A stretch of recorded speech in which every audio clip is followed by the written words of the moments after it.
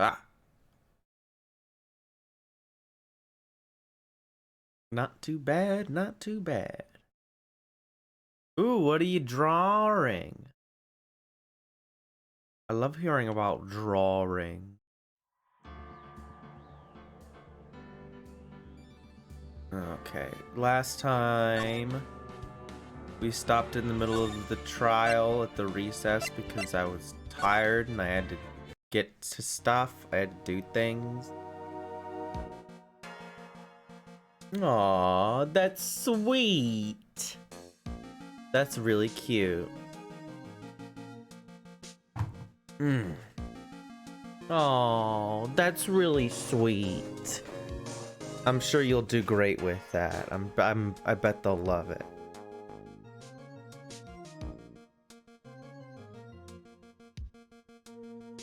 Cool.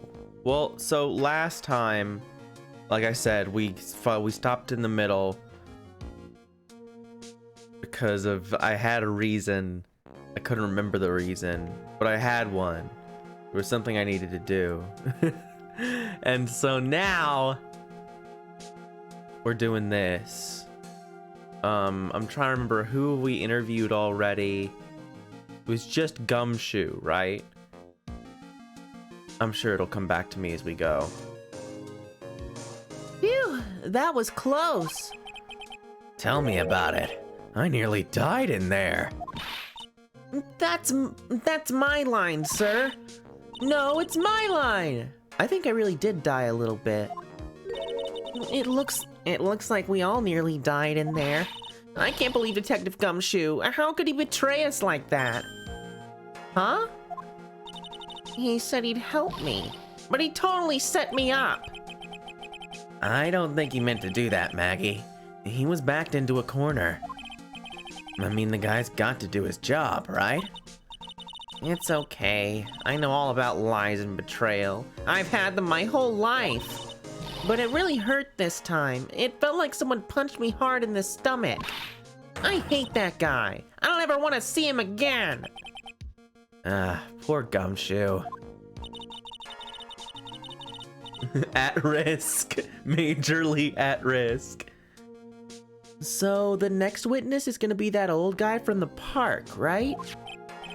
Yeah, Mr. Kudo, lover of waitress outfits and projectile seeds. Maybe you shouldn't phrase it like that, Phoenix. I'm gonna be real. Might be a mistake. Don't like that phrasing. I bet he's gonna be really stubborn. I mean, he's pretty set in his ways, you know? Yeah, he's a big old grouch. Are you gonna be able to handle him, Nick? Yeah, I can take whatever he throws at me. Even those never-ending bird seeds.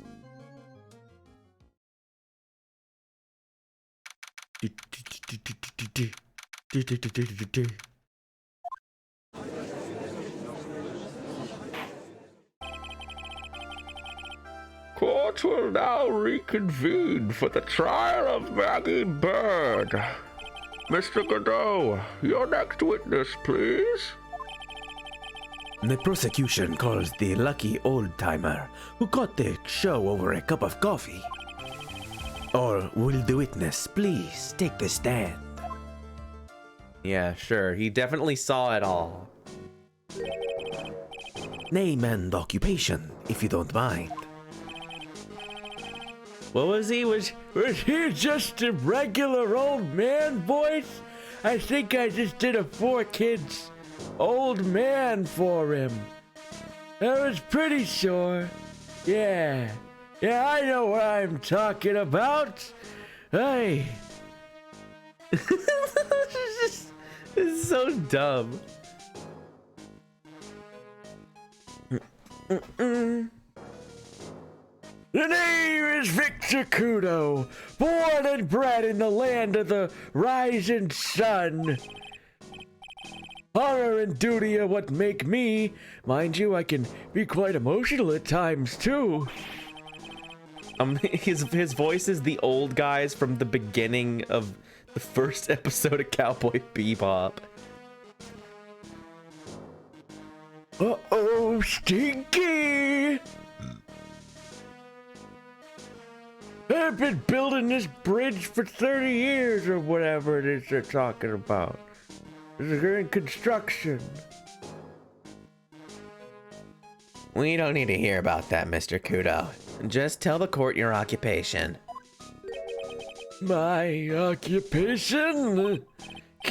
Listen, youngin', how much do you think there is for kimono embroidery? How much called? Oh, how he's a kimono embroiderer. Like, how much do you, what? How much of what?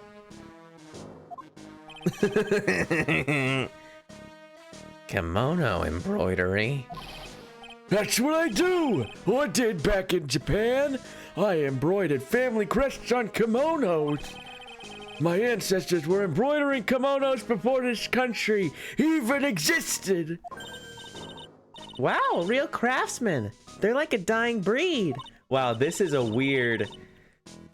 This is the most Japanifornia. It's been pretty Japanifornia before, but this is some of the most Japanifornia we've got. Like, expressly mentioning, like, the age of the countries and stuff.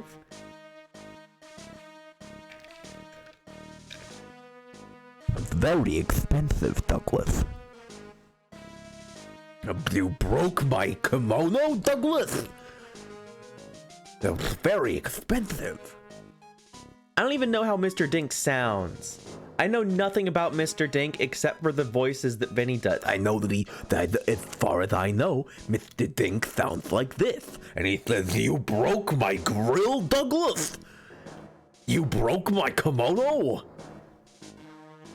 It's very expensive. Hey, maybe he could embroider my costume sometime. Anyway, like I said, there's not much of a demand for that kind of thing here. It's fine. So I had to take a job working the cash register at a burger joint, pretending to smile. That burger joint would have been better off putting him in the kitchen.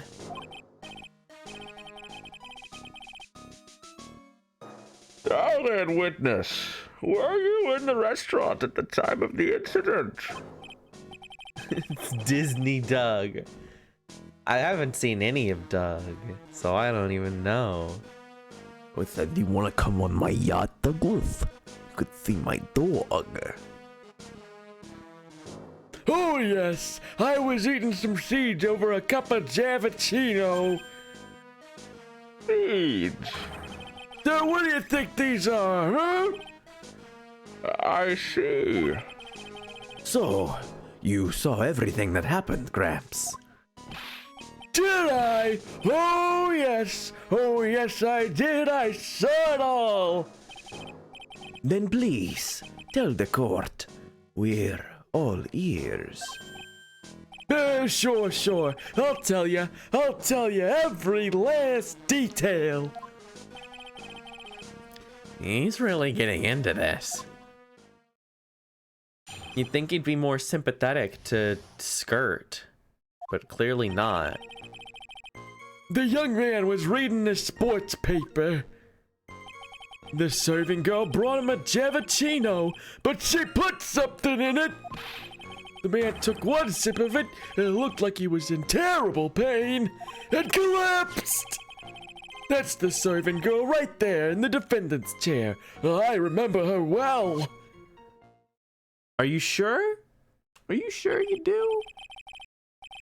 Mr. Kudo, please, she is not a serving girl. Please, refer to her as a waitress. Gah! You're as bad as the rest of them. All these newfangled words. What's wrong with old-fashioned ones, huh? Newfangled? All this talk of radios and glasses. It's wireless and spectacles, I tell you. Excuse me? Listen to me, everyone. Don't forget the old values. Don't let the good old days slip away. Server. Ooh. Well, I think it's time to begin the cross-examination, Mr. Wright. Yes, Your Honor. Oh no. That's weird. I don't understand that.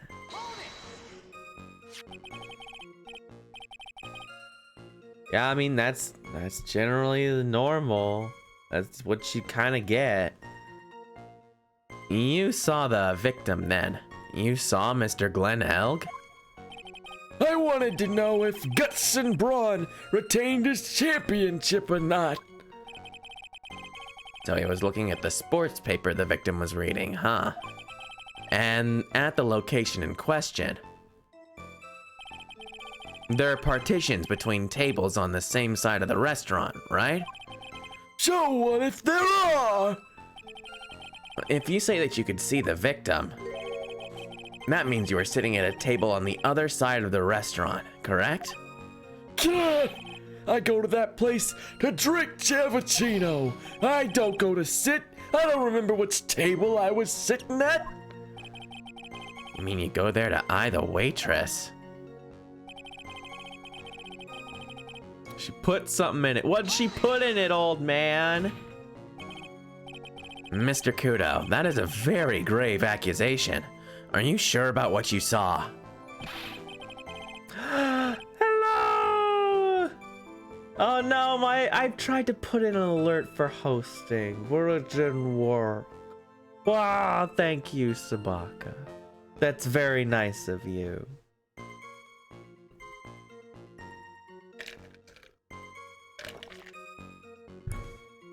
Victor Kudo never makes mistakes. I dot every T and cross every I. I see. My eyesight's fine. The doctor said I only need spectacles for reading and driving. How's it going? I bet his eyes are only really fine when he's scoping out a waitress. And I saw what the serving girl put into the Chavachino as well.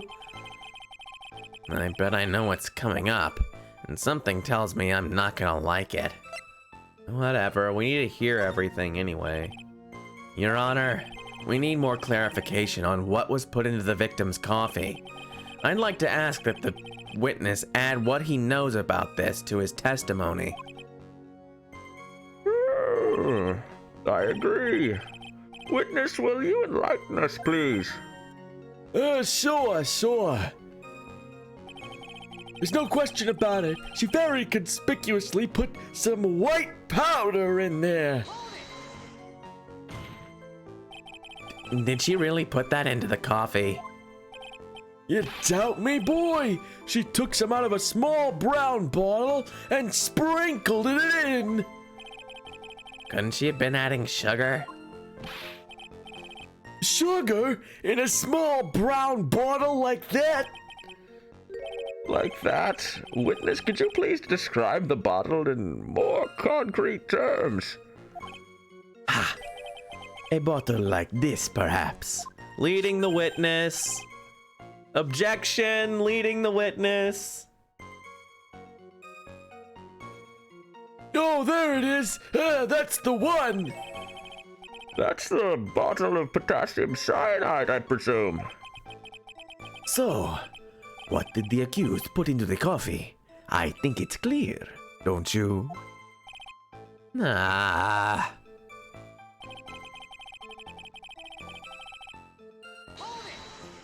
I don't know. Seems suspicious. That's true. They don't know nothing. They need to be led along by the nose. He just took one sip? You youngins, you waste everything. Those Chavachinos cost $8.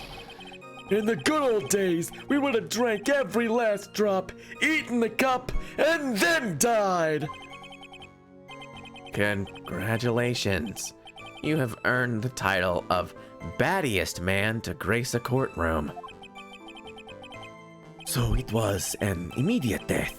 Well, with potassium cyanide, I suppose that is possible.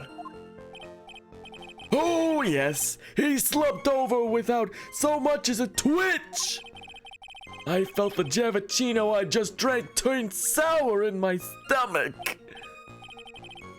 Oh yes, I know that feeling. And the waitress, I presume she is... That's the servant girl right there.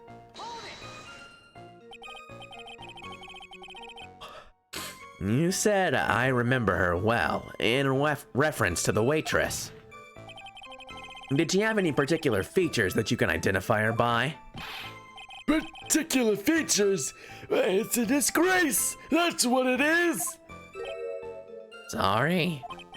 You can see all the way up to her, you know? She's practically naked in that uniform.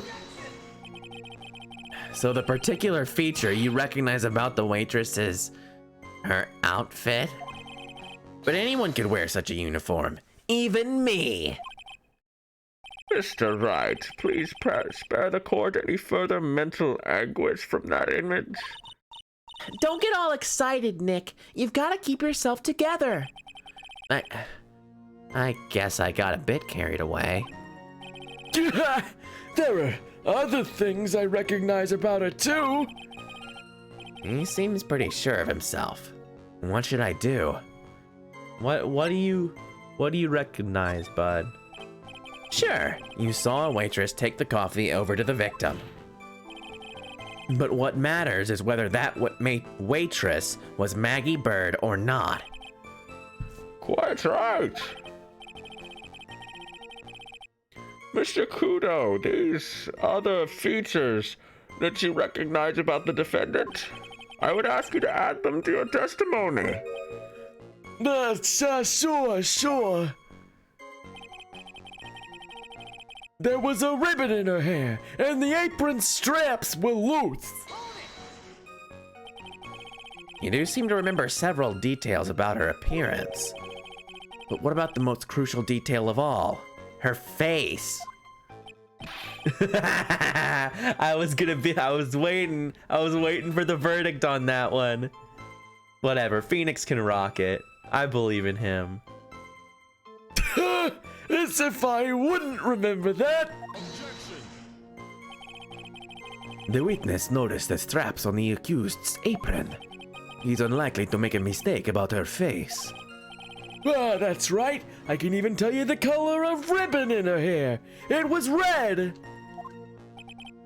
So you see, there's nothing wrong with the witness's eyesight.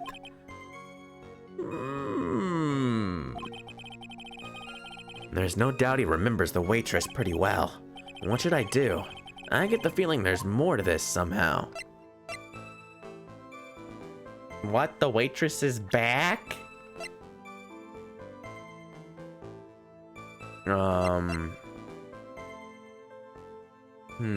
Big stains. Deadly powder poison. Victim got this bag, it's empty. I like the very blurry Glen Elg. Lottery ticket, coffee cup. Maggie's fingerprints, photo of the scene from the kitchen.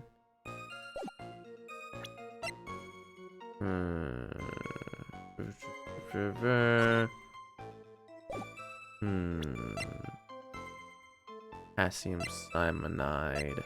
Oh gosh, I still have to pull together a voice for Mobster Phoenix.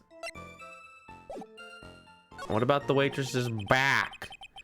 The identifying features you described are all things that you would see from the back. So what?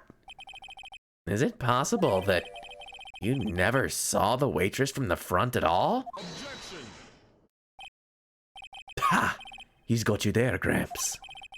And people normally talk about facial features when they're asked to describe someone. But this witness's testimony is nothing but straps and ribbons. Boy, this is harassment! I tell ya, I'm not obsessed with straps or ribbons. I really like that. I appreciate Kudo being like, objection. You're fucking stupid. That was really good. I'm just telling you what I saw. Mr. Kudo, the court requests that you add details about any identifying features. Features you observed from the front, that is, to your testimony. Sure. The old man's testimony is getting longer and longer.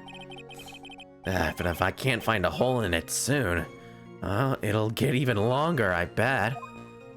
It'll just keep going and going. You didn't find anything to be distinct, but you did clearly see the witness's face, yes? No question about it. I didn't come this far to back down now. Victor Kudo never backs down. That's not the answer I was looking for, but okay. This has turned into a matter of pride for old Seedy now, I guess. I wonder if he really did see Maggie's face or not. Like I thought, we need some concrete proof of this. Proof that the old guy didn't see the waitress clearly from the front. Do you think old Seedy really saw Maggie do it? Well, he probably had his eye on the waitress the whole time. That's why he was there.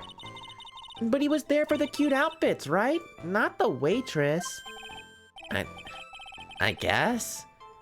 She makes a good point, though. Hey, did I just say something clever? I wonder if the waitress Mr. Kudo saw really was Maggie. And that's what we have to figure... That's what we have to figure out, Nick. No distinguishing features from the front. Well, that's very odd. Because... she had a big old splotch on her front. On the front of her face. Right up there. It's all covered in stains.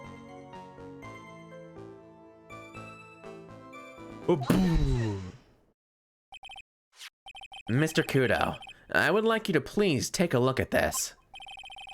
Take a look at this. Yeah.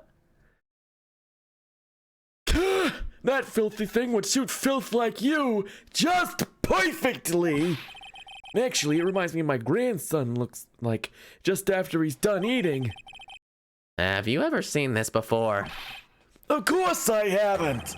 You think I'd forget something as dirty as that? Huh? Well, you half-witted clot! Well, if you've never seen this before, you clearly don't own an air fryer. Look at this smug motherfucker.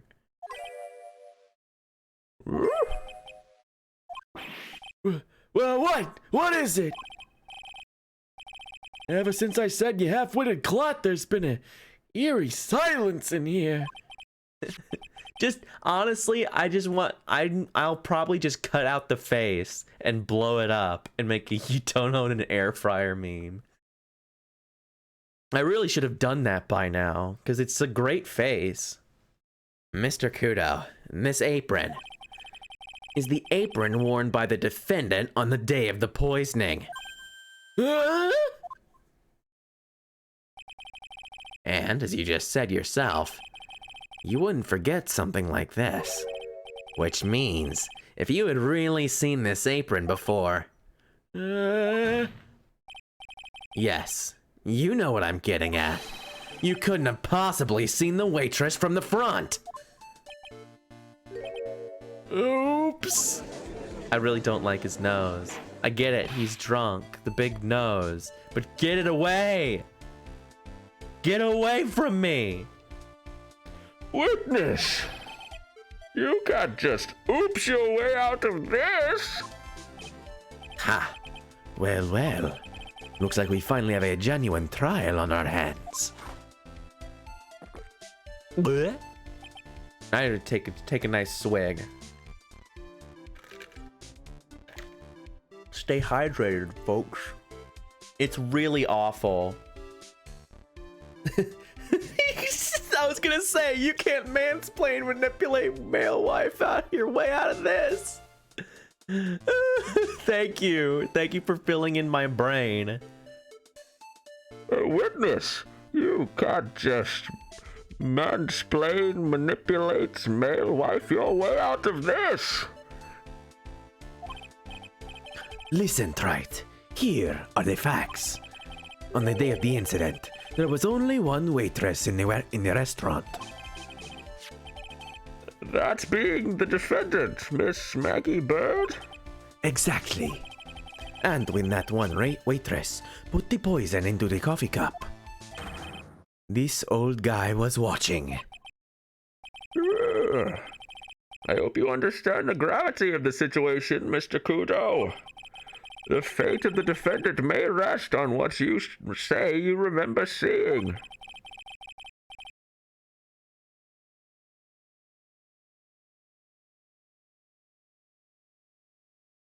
I was not paying attention. I'll have to look and see the inside of his coffee cup later.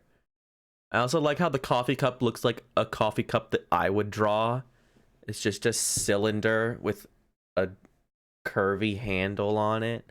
Like, it doesn't look like it's connected at all. It just looks like you draw a thing at the bottom. That's how you know it's a cylinder. Just tell the court exactly what you saw, Gramps. You can rely on me, Captain. My noggin's in perfect working order. It does. It's like a toilet paper roll.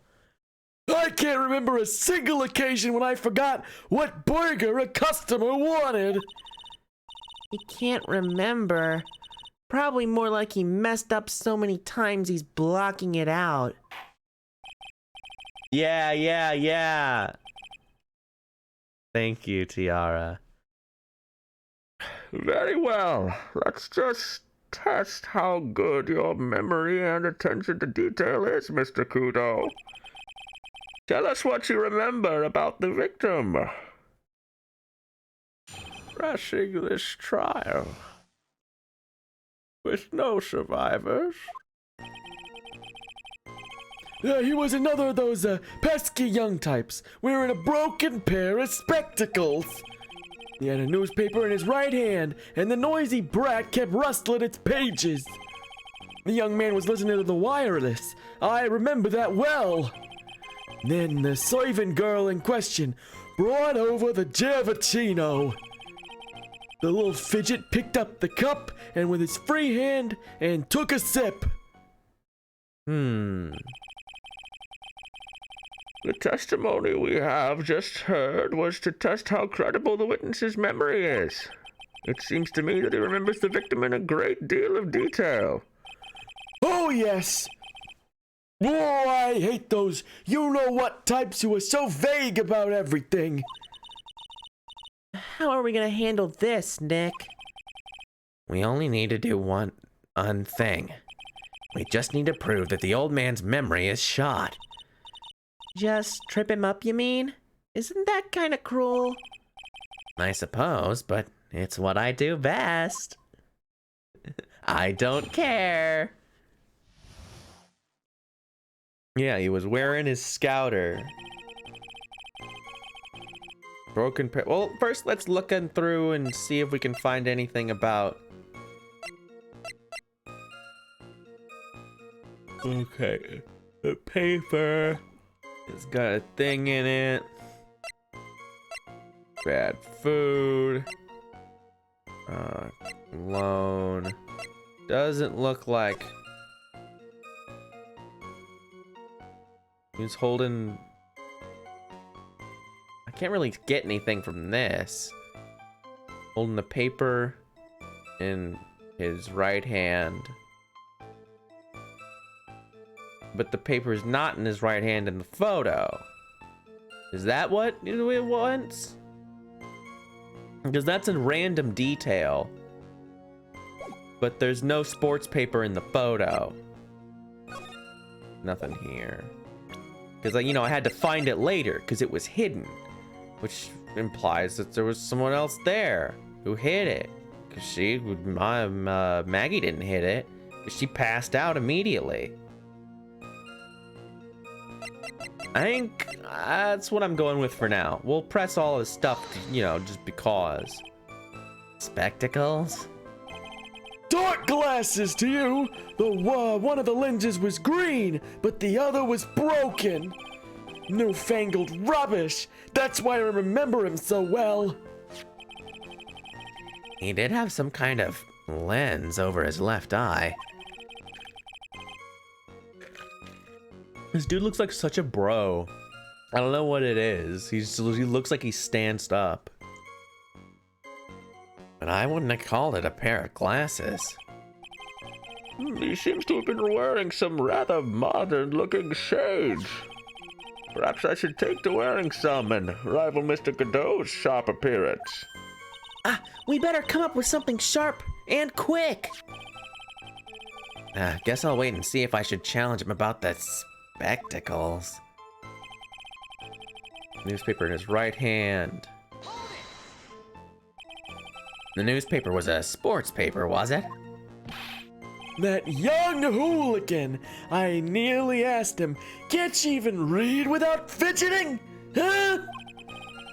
How was I supposed to be able to read the back page with all that rustling going on? I needed to find out if Guts and Brawn retained his championship title. It was his paper, not yours. If you wanted to know so bad, why didn't you buy your own? What are you looking at me like that for, huh? Ow! Ow! Guts and Brawn got beaten yesterday, by the way. Anyway. Listening to the wireless, the radio. The wireless? The decadent young rascal! In my day, it was one or the other. Read the paper or listen to the wireless. Oh boy. And use it in an earpiece. It's selfish, that's what it is. I was straining my ears, but I couldn't catch any of it. Was he that desperate to listen to the radio? Now what are you looking at me like that for, huh? How dare you feel sorry for me? Ow! Brought over Javicino. What's my name? Javicino! It's a whole new game. Javicino! You mean the waitress? Who you only saw from behind, right? You're one of those, are you? You never let anything go, isn't that right? Maybe? But what does it matter if I saw from front and behind? My eyes don't lie. Ah, God, I better not push it until I've got some hard evidence. Picked up the cup with his free hand and took a sip. His free hand? Yes. Which hand was that? Weren't you listening before? Cloth ears! I said he was rustling a newspaper with his right hand, didn't I? If his free hand wasn't his right hand, which hand was it, you moron? Ah. Godot's just like... Perhaps the great Mr. Trite has 3 hands. Yeesh. I was only asking. No need to gang up on me and treat me like a freak. The whole point of this cross-examination is to establish just one thing. That this old guy's memory has more holes than a slice of Swiss. I guess we just need to find a contradiction in his testimony somewhere, huh? Anything will do. Even the smallest detail. We just need one mistake, and he's ours! Okay, so right hand. We're gonna try... Take a look at this picture. There's no paper in it. No, it doesn't like it. Your Honor, what do you think about the witness's statement? I'm not sure I follow you. It clearly, contradicts the, well, I thought... You don't sound very sure, Mr. Wright. Objection denied. I don't think that won me any points with the judge. All right. Yeah, sometimes it does. That one was the generic one, though. Young man was listening to the wireless.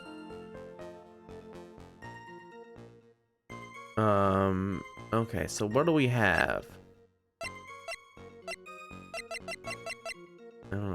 I feel like this one's good because there's no sports paper in it.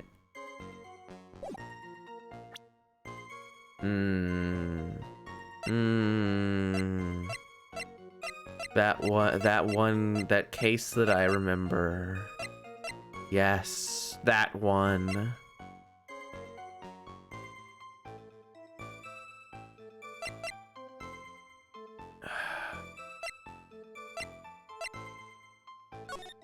Sports paper left by the victim. Doodle is in the victim's handwriting.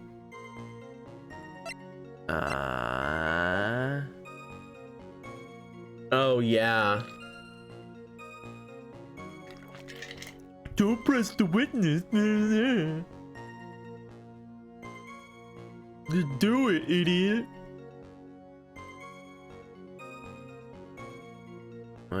Young man was listening to the wireless. And the servant girl brought over the coffee, picked up the cup with his free hand, and took a sip. Will work here? Probably not. We're getting into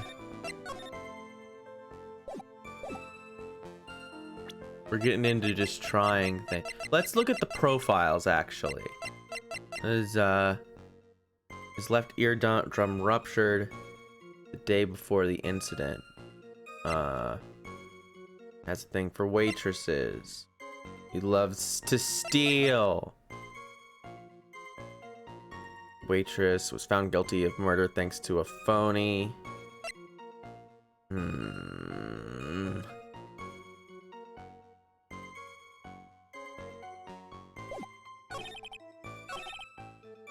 Listening to the wireless, but it doesn't. No, it doesn't say. Let's look at this one again. What did he say? The wireless. It just says radio. I'm using an earpiece. Turning in my ears, but I couldn't catch any of it. It doesn't say anything specific, so I don't know. It does not seem conclusive.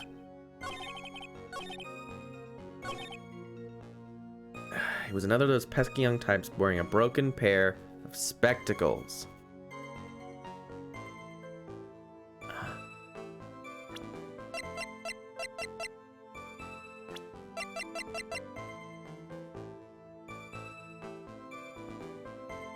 It is weird that his scouter is on his left side, which is how he would listen to the radio.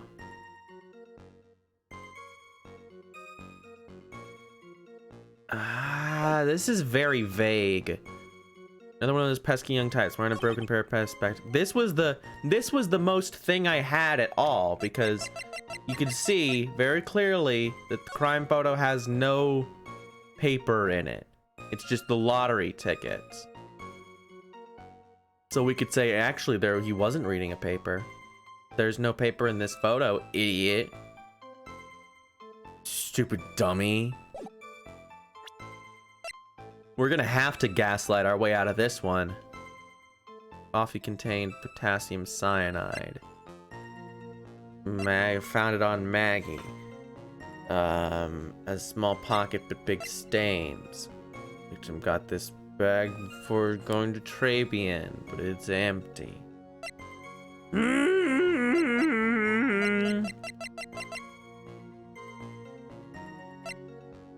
don't really know. The young man was listening to the wireless. Serving girl in question, but let's try this. No, I didn't think so. We're just gonna swoosh right on over.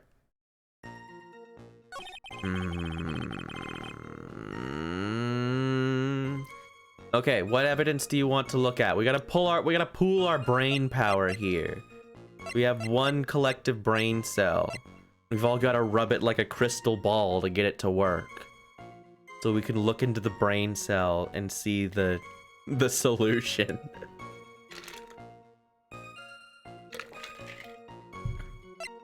I looked at the cup. It doesn't say anything about that. It just says covered in the victim and Maggie's fingerprints. So we did pick it up.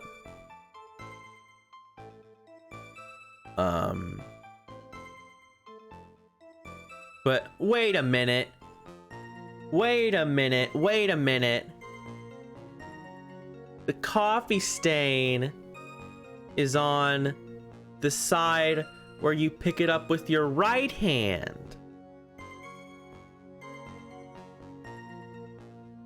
Like look at it. So you've got the coffee stain, so you know where he drank from. But this guy said that he picks up with his left hand. Yep.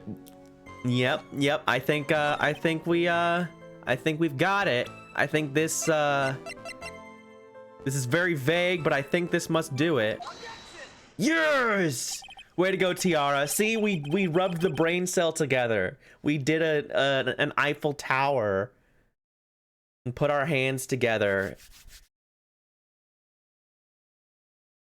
And we linked our brains, and our energies formed the spirit bomb, but the spirit bomb was one brain cell. Mr. Kudo, do you remember what you were told at the start of this testimony? That this was a way of testing the credibility of your memory. I know! There's nothing wrong with my memory, I tell ya! Nothing! If I got anything wrong, I'll eat these seeds and sing the pigeon song! Care to tell us where this is going, Wright? According to Mr. Kudo, the victim was holding the paper in his right hand, while drinking coffee with his free hand, which would make that his left. What is this? Kindergarten? IQs don't average, they sum up. Yeah. We all did it together. Two heads are better than one. But I would like the court to please take a look at this. That's the cup the victim used, correct? Yes, and on the rim you'll notice the mark left by the victim's lips. Because he was wearing lipstick, I guess. We're saying it's a coffee stain, but it just looks like a big old kissy mark. Yes, there's a stain left by the coffee. If you consider where that stain is, you'll clearly see that the victim was holding the cup in his right hand. But how? Yeah, he was drinking like an exceptional individual. He just manhandled it. He just grabbed the whole cup like an ape.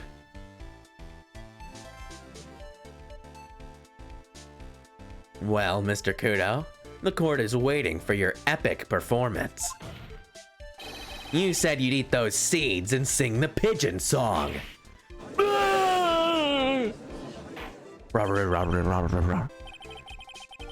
Mr. Kudo, I'm afraid this is simply not acceptable. I think the witness had better go back to the park. Wait! If you think I'm gonna stand here and listen to you tell me I'm mad, you're wrong!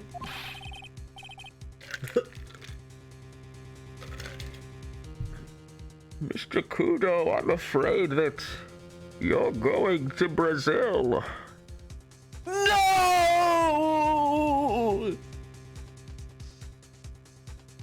Maybe? I don't know. Brazil is cool. There are cool things in Brazil. Japanese tourists just like places. They like places to go. Does Hellsing I haven't actually watched Hellsing, so I don't know that. I need to at some point. It's just one of those things that every time I'm busy and think about things that I could be doing, I think I should watch Hellsing. Well, that should be a thing I do. And then I sit down and I'm like, what is my life? What is happening to me? We should do that. That'd be super fun. It is the spooky month. It would be the good time for it. I don't care about that dirty coffee cup. I know what I saw. You still insist on your testimony. That young brat was holding the cup in his left hand. Oh yes, no question. I'm a good law-abiding citizen, I am. It's that dead young hotbot and you, spiky-haired yahoo, who were at fault. Oh, me? Thank you, old man. We've heard quite enough from you already. Don't call me old man, old man. Been around for 68 years, I have. You can't ignore me. Listen to what I've got to say. I'm sorry, Mr. Kudo, but... Sure. Why not hear a little more? Mr. Godot! This is but my 16th cup of coffee. So this is your final stand. Well, thank you, Captain. You can rely on Victor. What's your vector, Victor?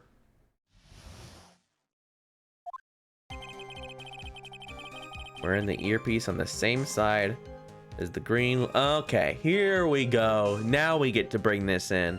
He's wearing the earpiece on the same side as the green lens of his specs. He kept fiddling with it all the time. He was fiddling with it just before he picked up the cup, too. And then he used the same hand to pick up the cup. His left hand. We know that the victim was wearing an unusual monocle over his left eye. It wasn't a monocle, Your Honor. It was a small computer monitor, often used by programmers. A monitor? You mean like a television screen? The inside of the lens is a screen that displays computer data. It's called an HMD. It's a common tool in the victim's line of work. HD, TV, DVD, CD, all these newfangled letters drive me mad. But they don't matter. I know what I saw, and I'm telling the truth. And I just spit on my screen. CRT, OLED, QLED.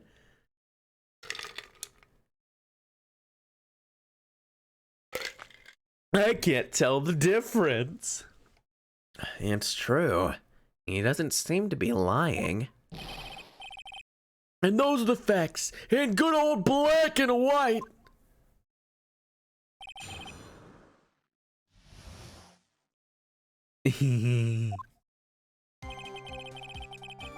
I do need to get some, because, you know, the screen gets dirty. Just as a natural, in the natural course of use. It's impossible to not eventually spit all over your computer like a freaking maniac. On the same side as the green lens of his specs. Whatever, we'll press them all. I like to read these things. That's what I'm here for. So the victim was wearing an HMD. What does it matter? Well, it was none of them actually, but anyway. And you're sure that he was wearing the earpiece on the same side? No question. I could only see that side of his head from where I was sitting. Yeah, that's pretty obvious if you look at the floor plans. From the opposite table, he'd only have a view of the side of the victim's head. He kept fiddling with it all the time. It seems you kept an eye on Mr. Glenn Elg. He was getting on my nerves, rustling that newspaper and fiddling with his earpiece all the time. And then he went and made all that fuss dying from one sip of cappuccino. I wanted to say to him, calm down, you young brat. Just looking at him made me suddenly speed up my seed eating. I could have choked. So I take it the victim was a walking ball of nervous energy.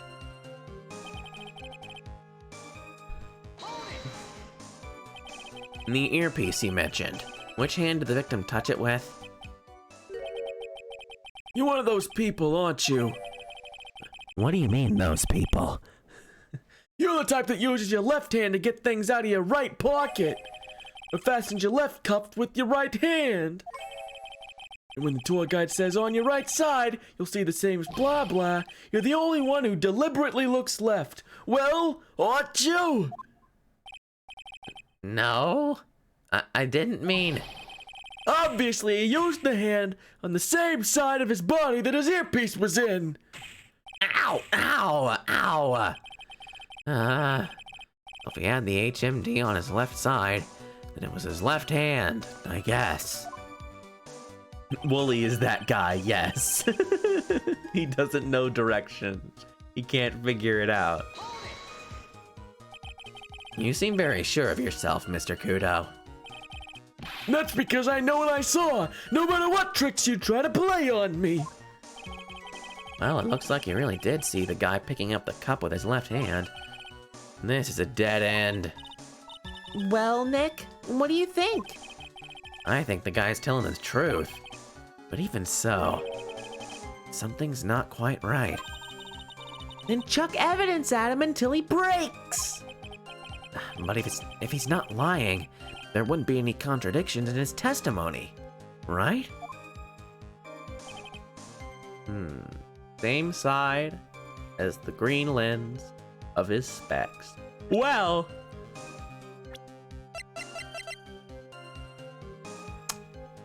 that's a shame, isn't it? There was nothing we could do. What a shame.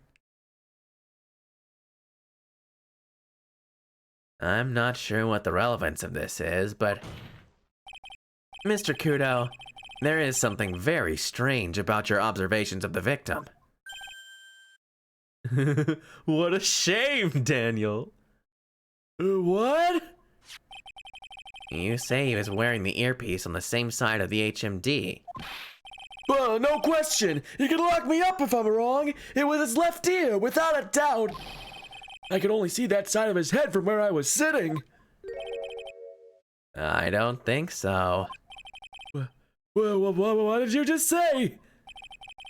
You're no doubt unaware of this fact, Mr. Kudo.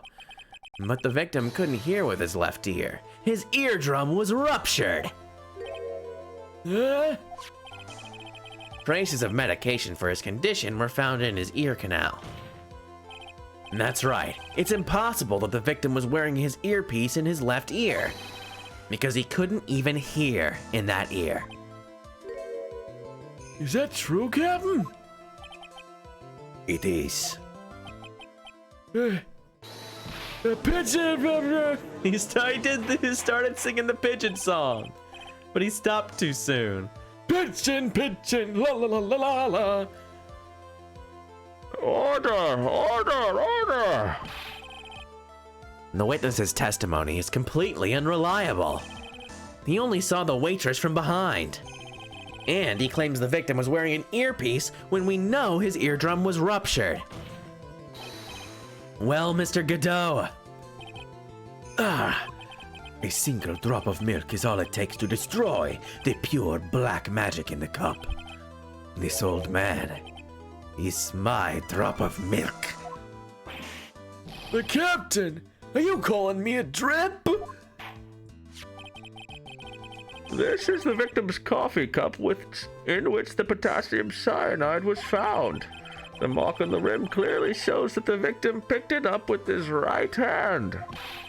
Well, they'll never back down. I know I'm right. The lad drank his cappuccino with his left hand. Let me put you out of your misery. Clearly, the victim used both hands. He took a sip with the cup held in his right hand and then switched to his left. That's what the old man saw. Impossible. The witness has already testified on numerous occasions the victim died immediately after taking just one sip of coffee. Which hand the victim used to pick up his cup is irrelevant, Your Honor. Well, I like the coffee spill, like, oh, boo. The facts still stand. With one hand or the other, Mr. L drank the poisoned coffee. Like this. Sadly, Mr. Kudo, that doesn't wash. The point of this testimony was to establish whether the witness's memory is credible. And the results are clear. The testimony given by this witness is useless.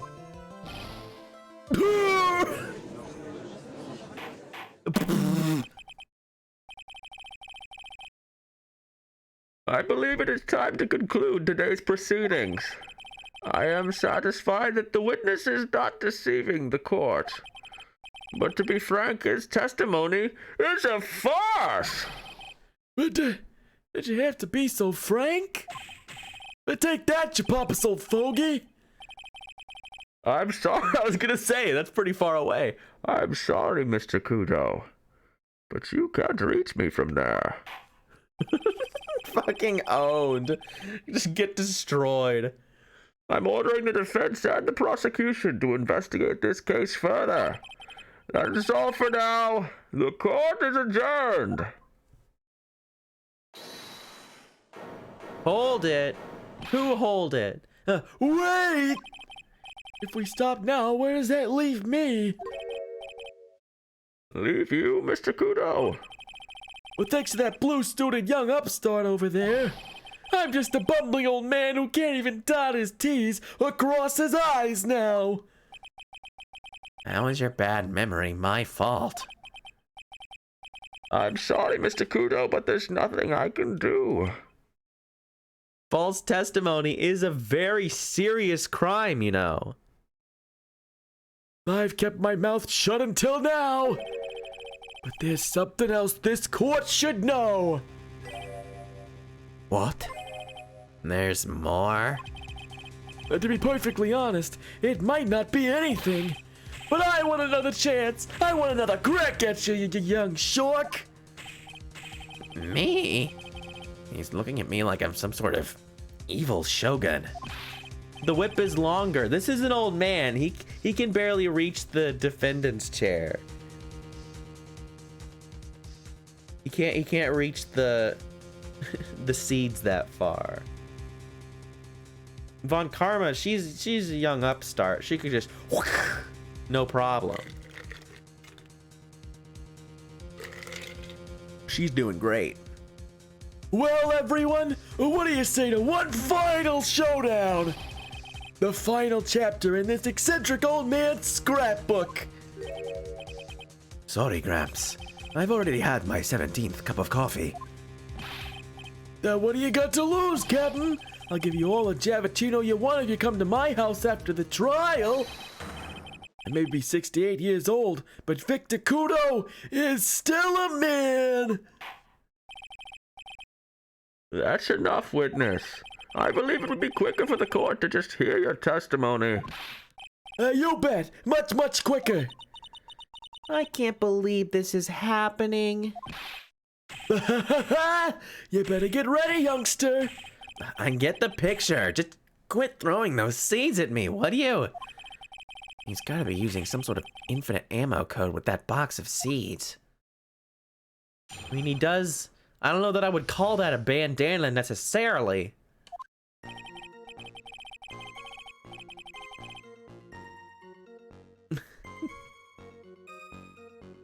First of all, I want to stress that this might be nothing. I'm not too sure of myself.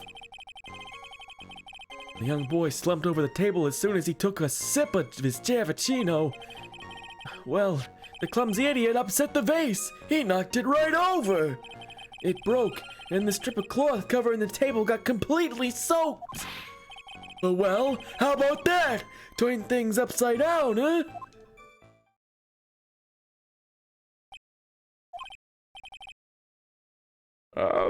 Is that all? Well, yes, that's all. I remember it perfectly. Huh? You're doubting me again? You're doubting a poor, defenseless old man. No, we're not doubting you, Mr. Kudo. Don't you get the feeling there's a question hanging on everyone's lips, Nick? Yeah. So what? Probably. That's all I can think of, and I have to cross-examine this guy. You're a bird brain. That's why That's all you can think of. Blah, blah, blah, blah, blah. Words from my mouth. Very well. Mr. Wright, your final cross-examination, please. The final countdown.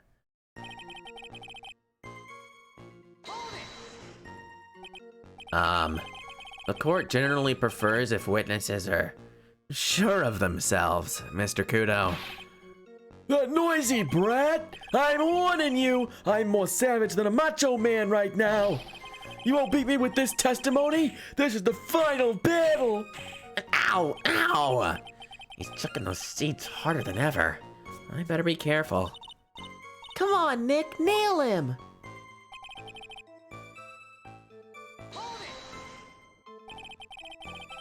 Uh-huh. The court has already heard that testimony, Mr. Kudo. Well, I know that! I was just setting the mood. How else am I supposed to build up the suspense?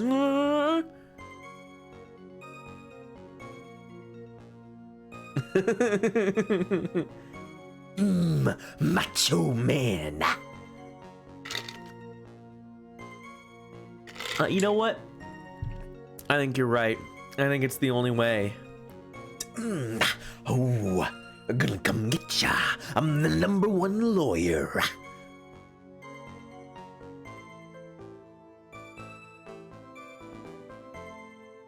How else am I supposed to build up the suspense, huh? The suspense? Yes! Now, what do you think? Should I work the audience a bit more? No, please continue, Mr. Kudo, as quickly as possible. All right, now where was I? Ah, yes, the young boy, slumped over the table and... Upset the vase. He knocked it right over. Vase, you say? Yes! There are vases on all the tables in that place. There are accidents waiting to happen. They're practically begging to be knocked over. Well, he's right about there being vases. I do remember seeing them, too. And there was a vase on the table when I ate lunch there. And you saw the moment when the victim actually knocked over the vase. Well, it's hard to say. It's a bit unclear. Now, how do you really define... Okay, I get it. I heard it break, and the sight of it is burned into my memory as clear as day. Uh-huh. No, don't worry. I know. Because I remember because I'm still bitter about the picture. The picture definitely has an unbroken vase in it.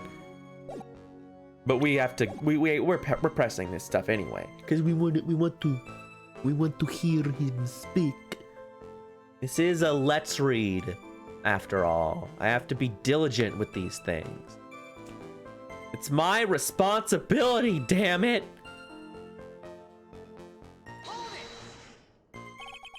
Soaked in water, you mean?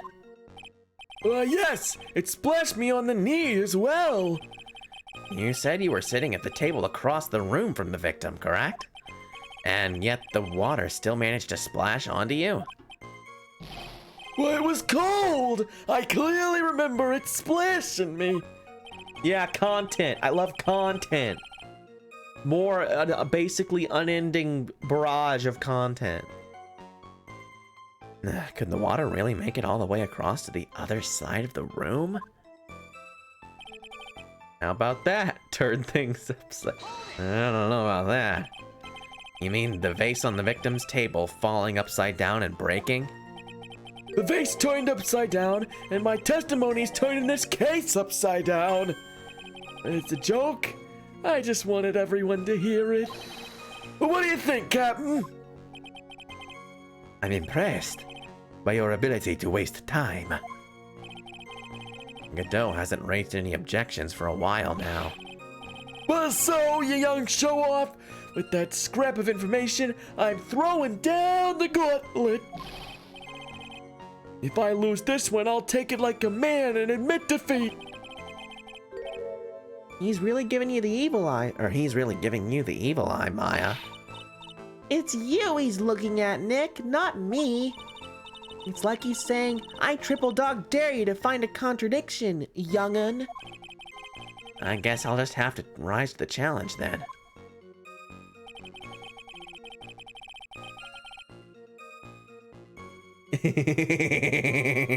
Based. King. Me. Power move. Sigma grind set. Other words. Knocked it right over. We're gonna present on this one because he's saying that it broke. Not because this one he's just saying he knocked it over. But this one he's saying it got broken. So, motherfucker, what do you think about this? I think that it's time for you to shut up, old man. Mr. Kudo, this is a photograph of the crime scene. So what? Look carefully at the table. The vase is there, intact. Huh? Take a look at this! Lost your tongue, Granddad? I like how take a look at this has devolved into me. It's no longer an RE1 thing. It is now me going, take a look at this! I need to show you it! Star Wars! Granddad! Flintstones?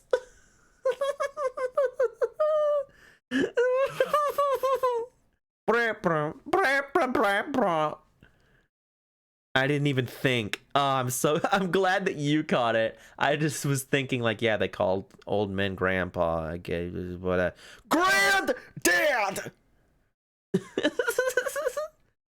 Enough! If you throw any more seeds in this courtroom, the cleaners will be here all night. What is it now? I just remembered something. Yes? Go on. The broken vase. It was on my table. Ah. Well, you see, it startled me when that young lad collapsed. So I stood up, and that must have been when it fell over. The vase on my table, I mean. The vase on your table. Yes, it was on my table. And that's how my groin came to be completely soaked.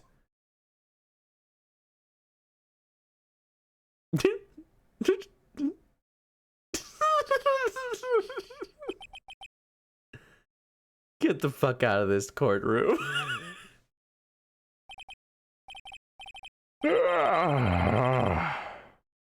Thank you, Mr. Kudo. You've clearly earned your kudos for the day. All right, I'd like to ask a question now. Have I been any use at all? Perhaps that's something you should reflect on yourself, Mr. Kudo. Oh, wait a minute. If that's the case, there's more. I've got more to say. Oh, yes, I remember something else. Bailiff! Slot his nuts! Escort the witness out of the courtroom. Oh, wait. bailiff slap his nose. Well, we seem to have been considerably sidetracked. And I am still not in a position to deliver a verdict. The defendant has not been positively identified as the waitress in question. Additionally, there are 2 disparities in the testimony we have heard thus far. The mark on the coffee cup that the victim supposedly drank from with his left hand. And the earpiece, which was inserted into his left ear, out of which he couldn't hear. Wow, Nick, you did it! I therefore require both the defense and the prosecution to further investigate the facts. Yes, Your Honor. There is one more thing before I call today's session to an end. Just one more thing. I saw you do it. I'm gonna have to send you to the Columbo dimension. One more thing, Your Honor.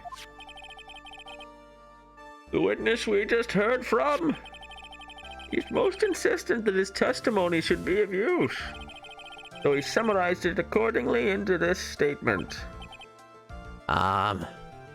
Okay. You may each have a copy of it if you wish. Whatever. The prosecution doesn't need props like that. Kudo's really mad, huh?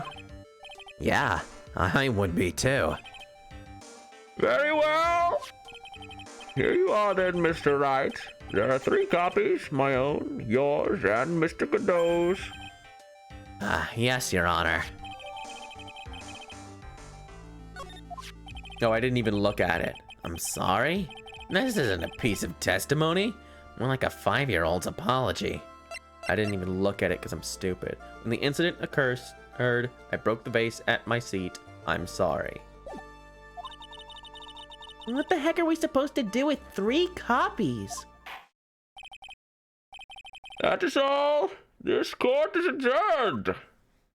Yeah, I'm sure that it will somehow be the most important piece of evidence ever.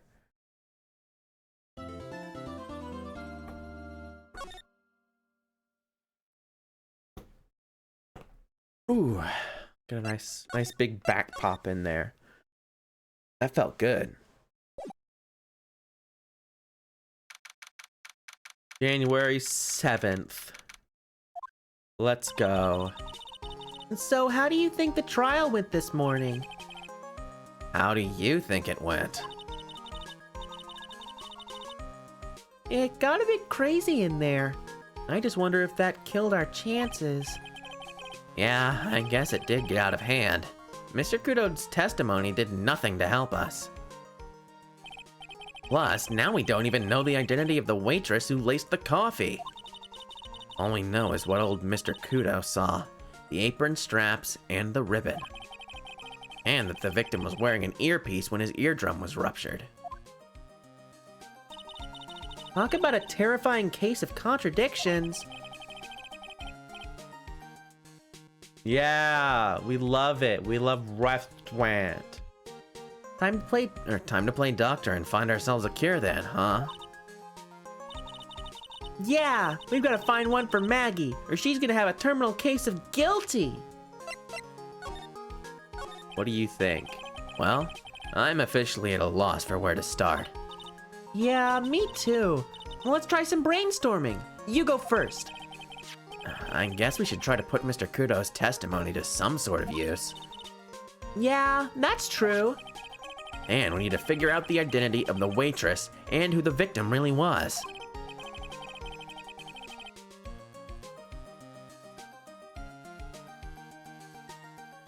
I don't know. I don't get it. I have to go to that. I have to go and look at the... It would be really nice if I could turn around, like, my physical body.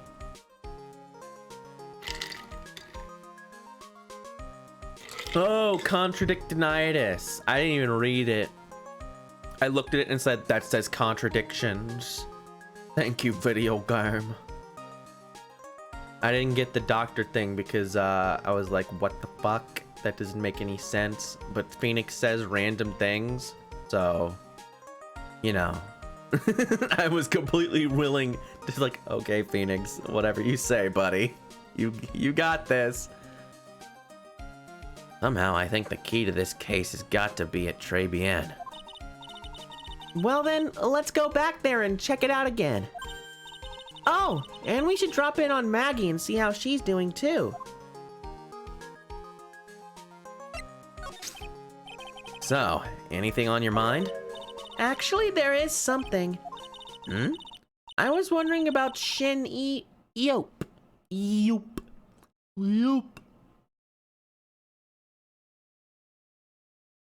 Do it.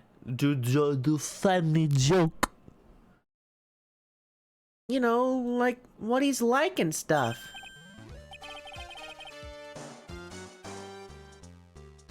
How do you know if someone's vegan?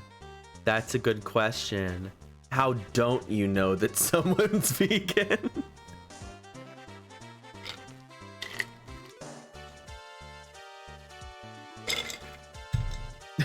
Yeah, that's the... Yup. What is an atheist, a vegan, and a CrossFitter all walk into the bar? Who tells you which, and everyone in the bar knows it. The real question is who tells who first? Oh yeah, I almost forgot about that guy.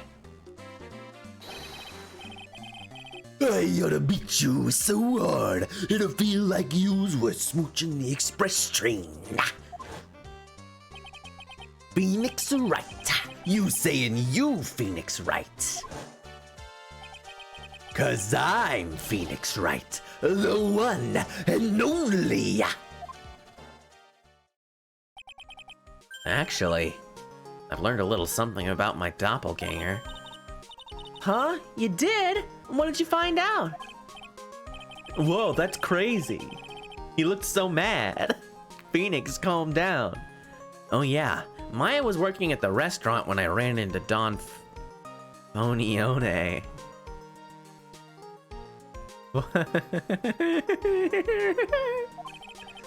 Let's just say he was such a terrible version of me that I wanted to sue for defamation. What's that guy's story anyway? And what does he have to gain by impersonating me?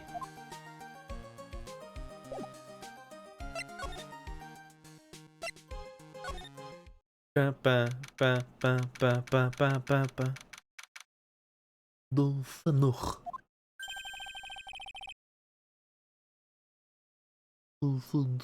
Funny. Funny. Don funny joke.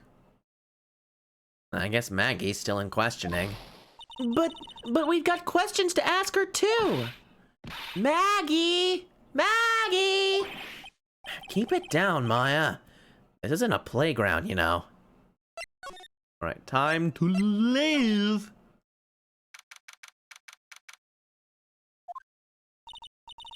Empty, as usual. Yeah, and it's lunchtime too. Come on, come on, come out! Who's saying come on, come out? Hey, that sounds like... Now just coordinate, pal. Come on, I know you can. He's getting really worked up about something. But no, the wrong number. Hey, geez, pal. Hey, gotta get back into my gumshoe, you know. Let's just get the right voice going. He's got a lot of. He's very blah, blah. Gotta think about the way that people actually talk. 'Cause it's been a minute, and I forget very quickly.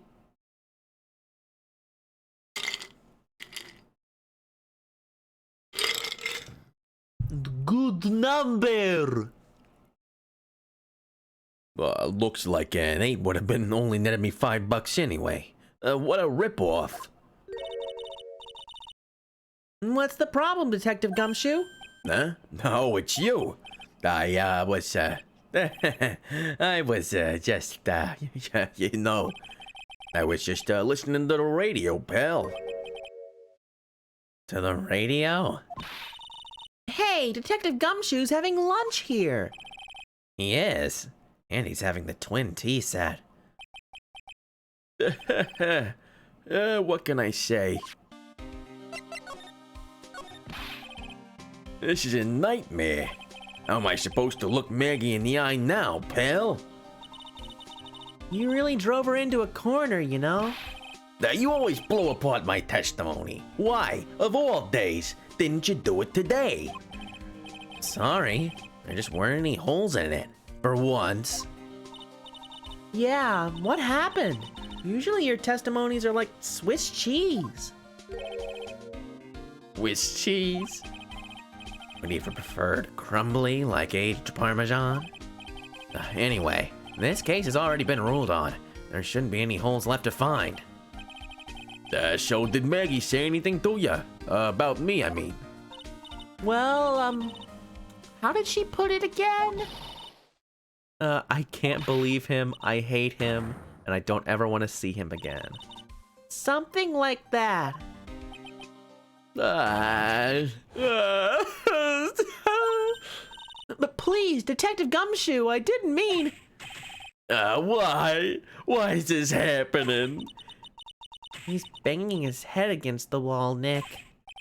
Oh man, poor Gumshoe.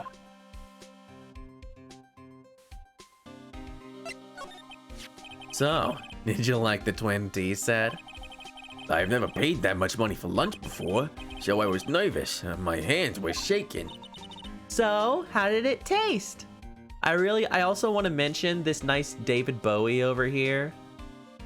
I've been neglecting to mention him, but now that I'm talking to someone here, it was just like, wow, that is David Bowie. That's Ziggy Stardust just hanging out. You're ugly, you're disgusting, I hate you, I want to kill you. Give me a good testimony. Gosh. So? Well, for 20 bucks, I guess. I don't know how to describe it, really. It was, delicate? Delicate? You mean you liked it? It didn't taste bad to you? What's the matter with him? It looks like he's thinking. That's it! I've been trying to think of the right word to describe the taste. And I just realized it's bad. That's it. It tasted bad. It's just kind of hard to admit to yourself when you paid 20 bucks for it, you know? Maybe he should have found out about the price after he had finished eating. Hey Nick, maybe that's why Glen Elg came here. Maybe he heard about the super fierce twin tea set. If by fierce you mean fearsome. Speaking of Glen Elg, that reminds me. We still hardly know anything about the guy. Why don't we ask Detective Gumshoe what he knows, seeing as he's here? And so, what were you all excited about earlier? That's right. You said you were listening to the radio or something? No, that was nothing. I wasn't excited. Come on, Detective Gumshoe. You can tell little old me. What were you listening to? No, nothing really. It was just the daily exercise show. Gumshoe. You Dorcas. What the? A Cyclock? This lunch special's lobster sure is great. Then why are there tears in your eyes? Hey. We'll check it out. Get it together, Gumshoe. He only has one. He can't think that many steps ahead. Enough to craft a lie. All right, Detective Gumshoe, tell me the truth. What were you listening to? No way, pal. Now that you've made a big thing out of it, I'm not gonna tell you. We'll see about that, pal. And considering all the noise you were making while you were listening, it's pretty clear what kind of radio program it was. I'd say it was related to...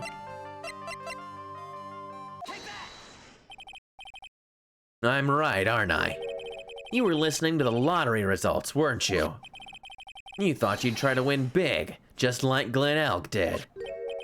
It's like you can see right through me. Huh?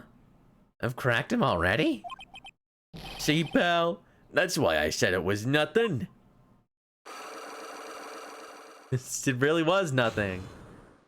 He's just dumb. I'm usually pretty lucky, so I figured I'd give it a try.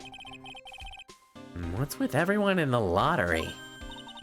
So, how'd it go? I won 50 cents. It'd be better to win nothing at all than half a lousy buck, but I was so mad. Yeah, I know the feeling. I bought the same kind of ticket as Mr. Elk, see? Then they got this special radio show where they announced the winning numbers. They even do the drawings live on air. It's intense, pal. I bet that's what Mr. Elg was listening to on the day he was killed. Yeah. What time is it now? It's just after 1:30. And are the lottery results always broadcast at the same time? Yeah, look, I got this flyer when I bought the ticket. Millionaire radio flyer.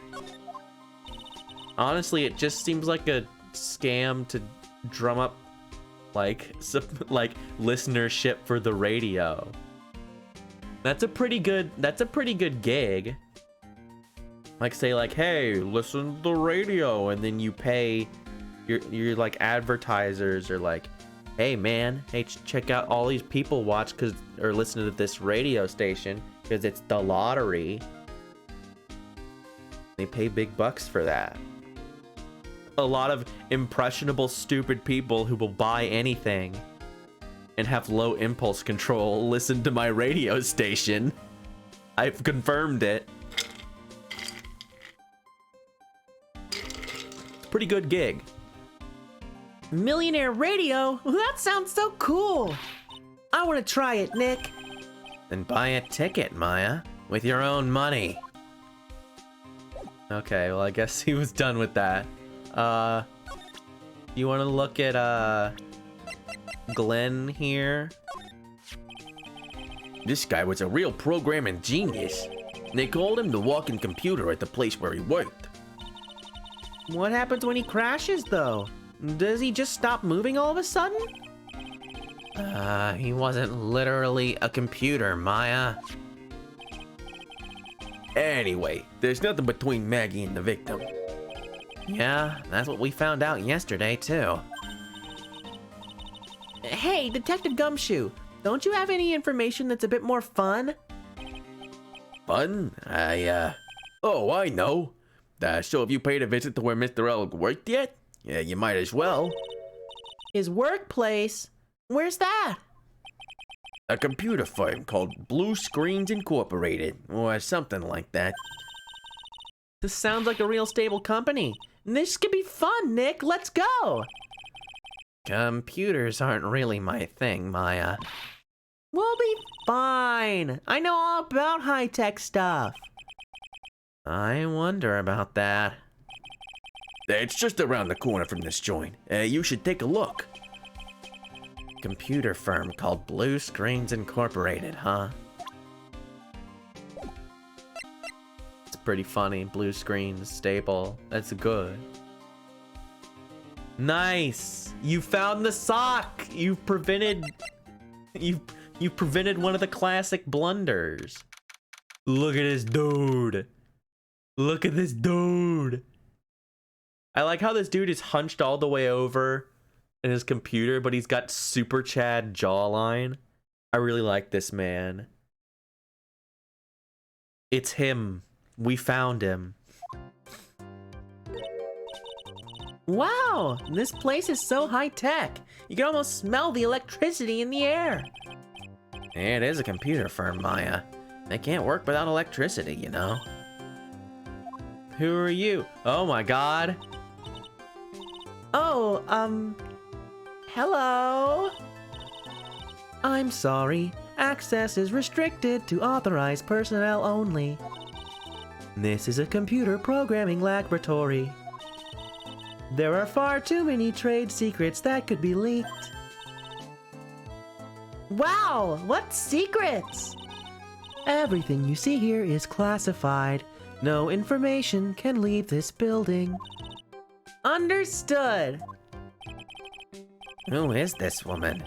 She's like a robot from some kind of whacked educational show. My name is Lisa Basil. I'm the company director. Yeah, she's got. Yeah, I'm glad that it gets across. My nice Gladys voice. I wish I had. I need to get a modulator of some kind. It would be really useful for voice thing. It'd be pretty funny too. I could finally speen with the best of them. Yeah, I need to look into them. I don't know anything about any of them, and I keep being like, I should really look into maybe even buying a cheap one, not just downloading one off the internet.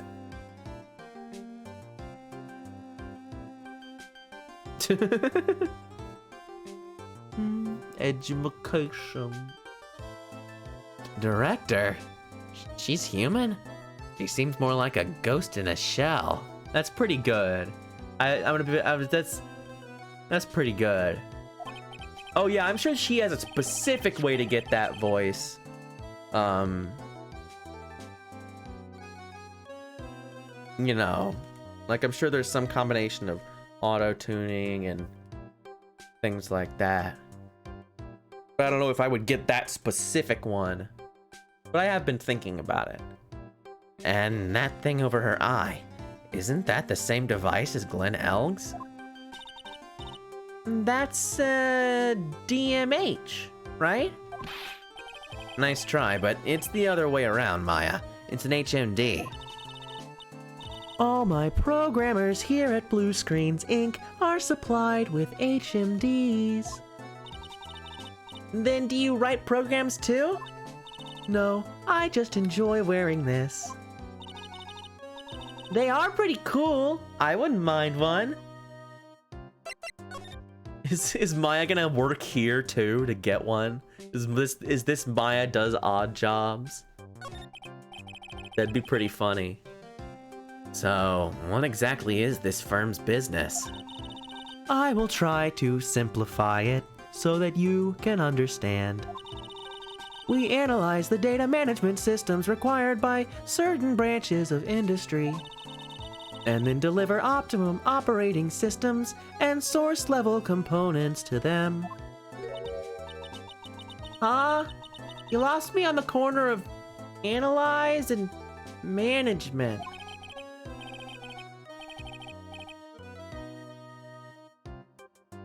Yeah.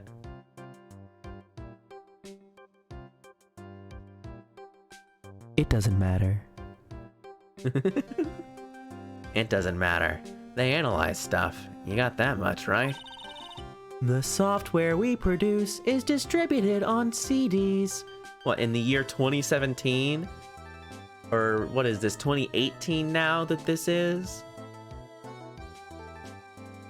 What year is? I think we talked about that, how the days and months and days of the week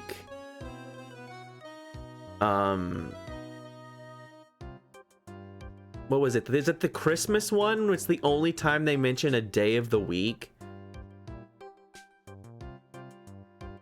And they're like, it occurred at this time, and then the next day was Monday or whatever.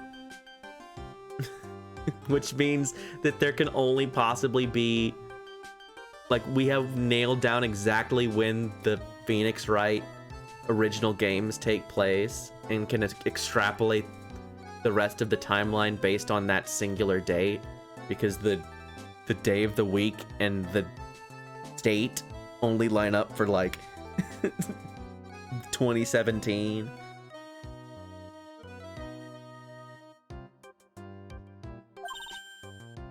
CDs? Yes, compact disc, digital optical storage media. Of course. CDs are used for software as well as music. It is a small firm, but all of my employees are first-class programmers. Let's ask one of them what they are doing. Excuse me, what are you working on right now? I'm researching the impact on blah blah blah blah blah. You're not gonna let me read this because you're skipping through it. No overhead is virtually important to the success of the execution. Yeah, nonsense. Well, you get the idea. This is the sort of thing we are involved in. It's 2018. Okay.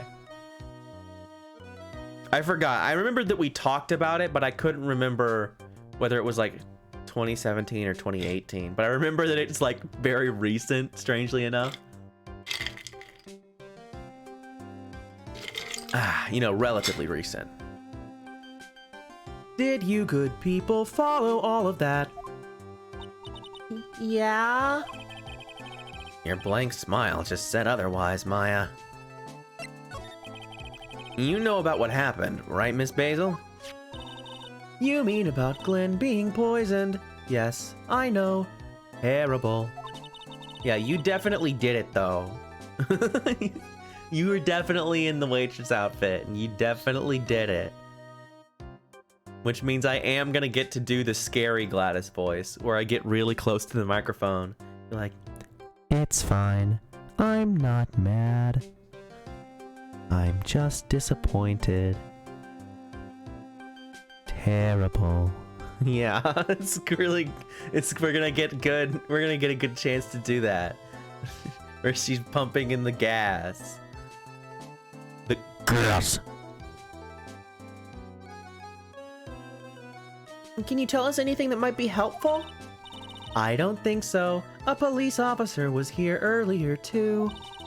But I couldn't tell him anything either because the waitress who committed the crime has nothing to do with Blue Screens Incorporated. Oh, How about Mr. Elg's desk? Have you cleared it out already? No, not yet. It's this one, right in front of you. If there's anything that might be useful to you, you are welcome to take it. I guess there might be a clue here somewhere. What can you tell me about the Reapers? About Mr. Elg.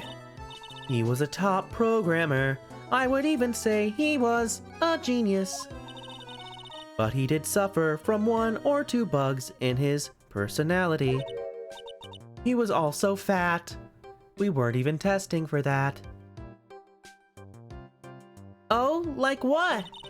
He was a bit of a loser. Perhaps that would be the best way to describe it. That's what got him into trouble.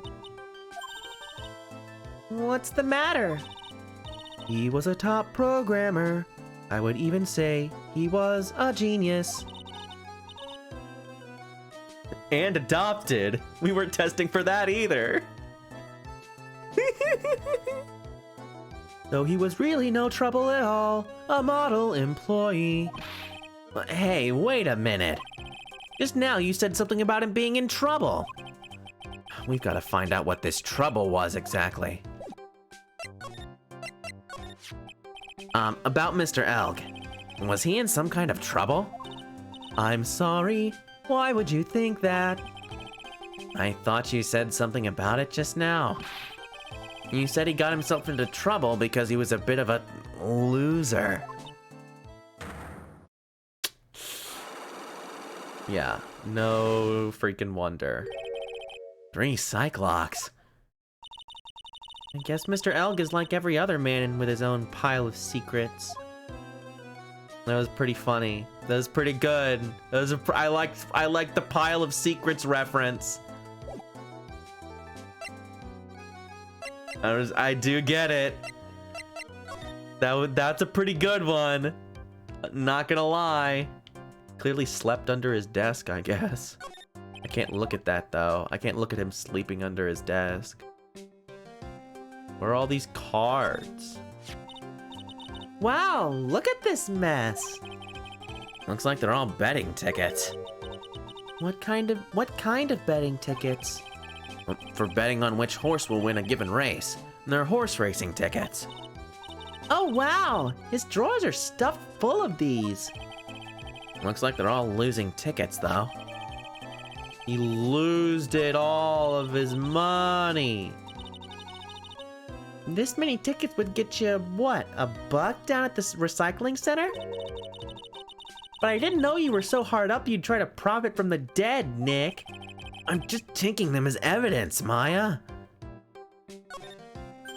Whoa! Look at this desk, Nick! What a mess. It looks pretty average to me. But you can't get any work done with everything all over the place like this. You think? Real whiz kids can work under any condition, you know. He's trying to hint that I should tidy my desk more. I'll clean up my desk when Maya stops asking silly questions. No hurry then. Hey! This calendar. What about it? If this is another hint about tidying, you can forget it. Someone's marked December 3rd in red pen. December 3rd? That's the day Mr. Elg was murdered. Is there anything else? Yeah, it says, meet with the tiger.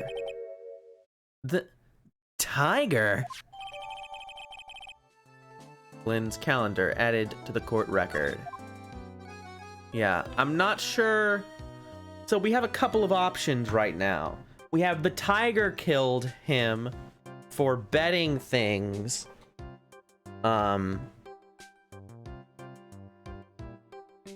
Because he's a bet man who is for betting, because he's for crime. But the dude seems like kind of a dipshit, which I guess never stopped anyone from killing anybody else in Phoenix Wright before. But at the same time, he doesn't seem like much of a mastermind. And him saying that he's Phoenix Wright still a month later, and the weird inconsistencies with the old man's testimony where he really believes things that just didn't happen or couldn't have happened, make me think that there's some kind of weird hypnotism thing going on, which could be totally off base, but it seems like, I don't know. It was really Phoenix. I don't know. You seem pretty convincing. He's really pounding that keyboard, isn't he? Wow, I bet that's where the pro and programmer comes from, huh? I guess I shouldn't be resting on my laurels. Gotta expand my skill set and all that. Yeah, that's a good idea. Maybe I could become old Seedy's apprentice. And what about your spirit medium training? Hey, look, Nick! It's a supercomputer! It looks like it's really smart and wise, doesn't it? Computers are only as smart as the humans who use them, Maya. That explains why we don't use the computer in our office. You work there too, Maya. Yeah, but at least I'm... Please, don't argue about something that's so trivial. Otherwise, the computer will laugh at you. She said she'd laugh at us, Nick. He's a human, Maya, not a computer. He's real to me, damn it. Okay, so... Oh, what is... Ooh, these are like lookable? And those pillars almost look like they're moving. It's kind of unsettling. Nah, they just look a bit twisted or warped or whatever word I'm looking for. This office was designed with a futuristic feel in mind. Futuristic? Yes, we tried to imagine what things might look like in the future when we designed it. It helps to soothe and calm the soul. On second thought, I agree with you, Nick. This place is really unsettling. Okay, nothing else it looks like. So let's talk to Lady. Hey, I'm a defense attorney. Would you mind taking a look at this? I'm sorry, that data is super admin restricted, desktop access, password protected. Super admin restricted, desktop access, password protected? What? This is madness! No, Maya. I'm not even reading that. I'm not even reading the rest of this. I'm not even reading the rest of this. I'm so insulted. We're skipping the rest of this dialogue. Throw it in the garbage. Do you remember that? Do you remember it? I sure freaking don't. So, how about you tell me what kind of trouble Mr. Elg was in? I'm sorry, sir, but we don't deal with troubleshooting here. Perhaps you'd like to speak to someone in customer service. What's she talking about? I guess I'd better just take a shot and see where it gets me. Miss Basil, let me ask you something. Did Mr. Elg's troubles had something to do with this? Boop. What is that? A bunch of horse racing tickets. All losing ones. With that many tickets, you could get $1 at the recycling center. You good people are very, very bad. Cashing in on others' misfortunes is immoral. Is that a whiff of hypocrisy I smell? But what is the relevance of these tickets? The victim, Mr. Glenn Elg, he had a gambling habit, didn't he? I don't think that's a logical conclusion based on the facts. Everyone likes to go to the races from time to time. Yeah, but not everyone buys this many tickets. Anyway, I don't believe that proves anything on its own. You're right, but I'm not through yet. Mr. Elg's gambling wasn't restricted to horse races, was it? Just the ticket then, right? The lottery, horse racing. He bought a lot of tickets and lost a lot of times. That's got to have hurt his wallet pretty bad, don't you think? Maybe bad enough to cause some pretty serious trouble, perhaps. No! You are right. Glenn did have a gambling habit. You good people must not follow his example. Do you understand?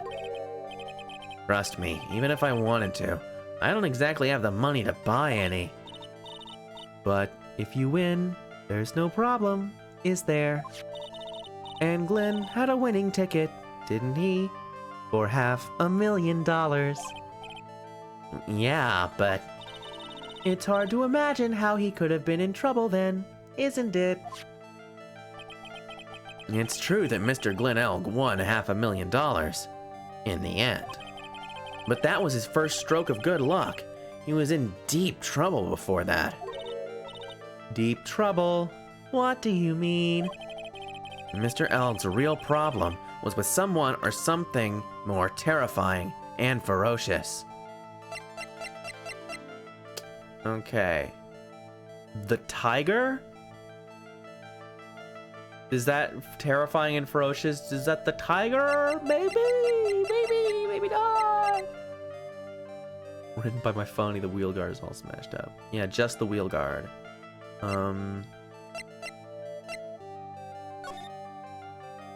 We have this bomb, MC Bomber. The Mask LaMask. Mask Damask, sorry. I mixed them up. The wrong pronoun or something. Meet with the tiger?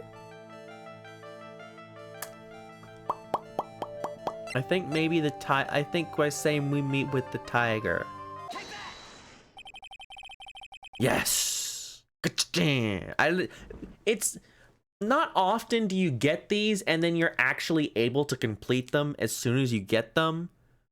So I wasn't sure if we'd have to go back and find another thing that says, oh, I'm in debt. That specifically mentioned him being in debt. I didn't know if that was going to have to be a thing that we had to do, but it seems like we're doing okay right now. Question mark? Mr. Elg met with someone on the day he was killed. He even made a note on this calendar about the meeting. Meet with the tiger. What is the relevance of that? Are you trying to suggest Glenn was meeting him to discuss his debt? Yeah, that's what I'm thinking. But I have never heard anything about this tiger before. Maybe he's not even human. Maybe he really is a tiger. I'm no programmer, but does she really expect me to buy such messed up logic? In that case, I think it's time to introduce you to the tiger. Okay, so I need to encounter him once more. Absolutely not a robot. Okay, so we gotta go find him again. I don't think I have enough evidence yet. I should investigate and gather some more clues before I try again.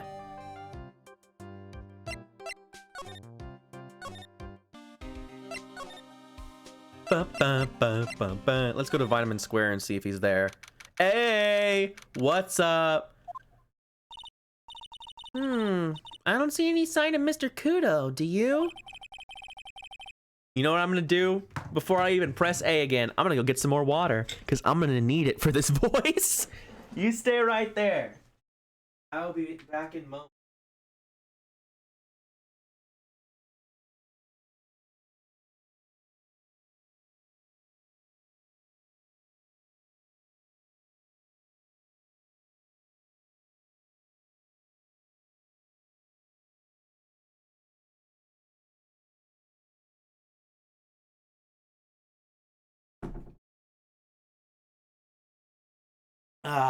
All right.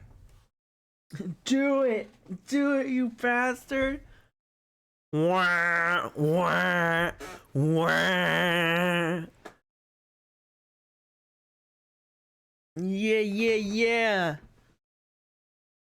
Maybe he went to buy another ton of bird seeds. I was kind of hoping he wouldn't be here anyway. At least not for now. Besides, any more seeds today and I'm liable to turn into a real phoenix. Oh, he's not here! Just his thing! Hey, check this out! I wouldn't get too close to that if I were you. Otherwise, you might be in for a shock. My phony must be lurking someplace nearby. Just imagine, a tiger, loose in the city. Meanwhile, the real Phoenix is like an abandoned chick, lost in a vast urban jungle. Huh? Don't worry, someday you'll grow up and become a ferocious tiger too. Don't lose hope. Why is she trying to pep talk me into becoming my phony? Okay, he's not here. We're safe for now. My throat is safe for now. Yeah, we already saw this. You're covered in sand, all these things we've already seen. There's pigeons. Boo, I wanted to see him. Whee! Everyone likes to slide.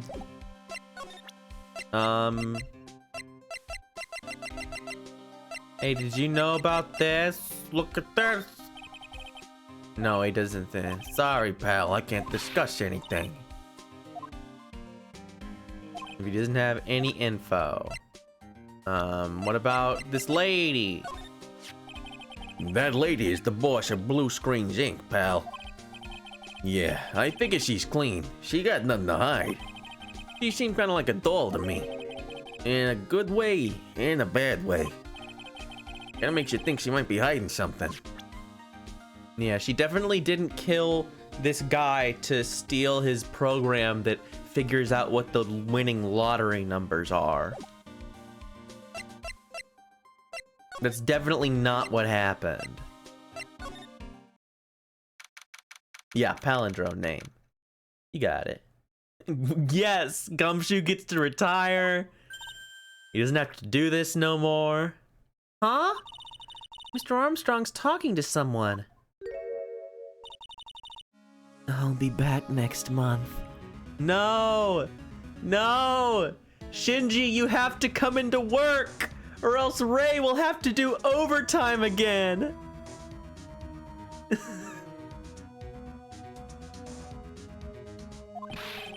Oui, naturellement. I will be waiting for you.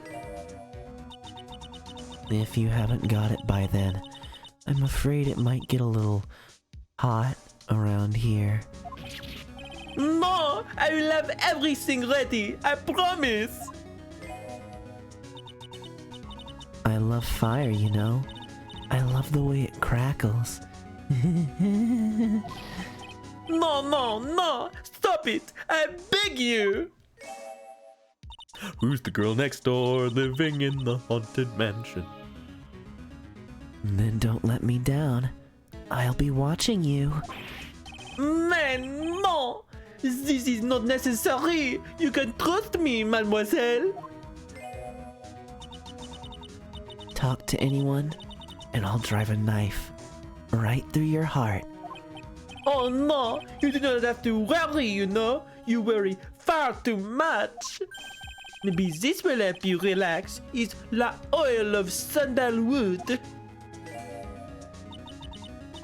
I do love raw meat from time to time. Oh! It is Wendy from Don't Starve. It's Carrie. Everyone loves Carrie. I'll be taking my leave. Goodbye for now. What's the name of the girl from Firestarter? I forget. Oh, I have the shivers. I must rub some of my oil all over my body before I become the nervous wreck. There. Oh, oui, oui. That feels good. Ah. Ooh la la. Excusez-moi, monsieur. My eyes. My eyes. Your eyes? If you have trouble with your eyes, you need this. La oil of sandalwood. Isn't this just the leftovers or of what you were just using? You don't exactly have many customers, do you, Mr. Armstrong? No, you are right, monsieur. But perhaps that is the perfect time for you to visit me, no?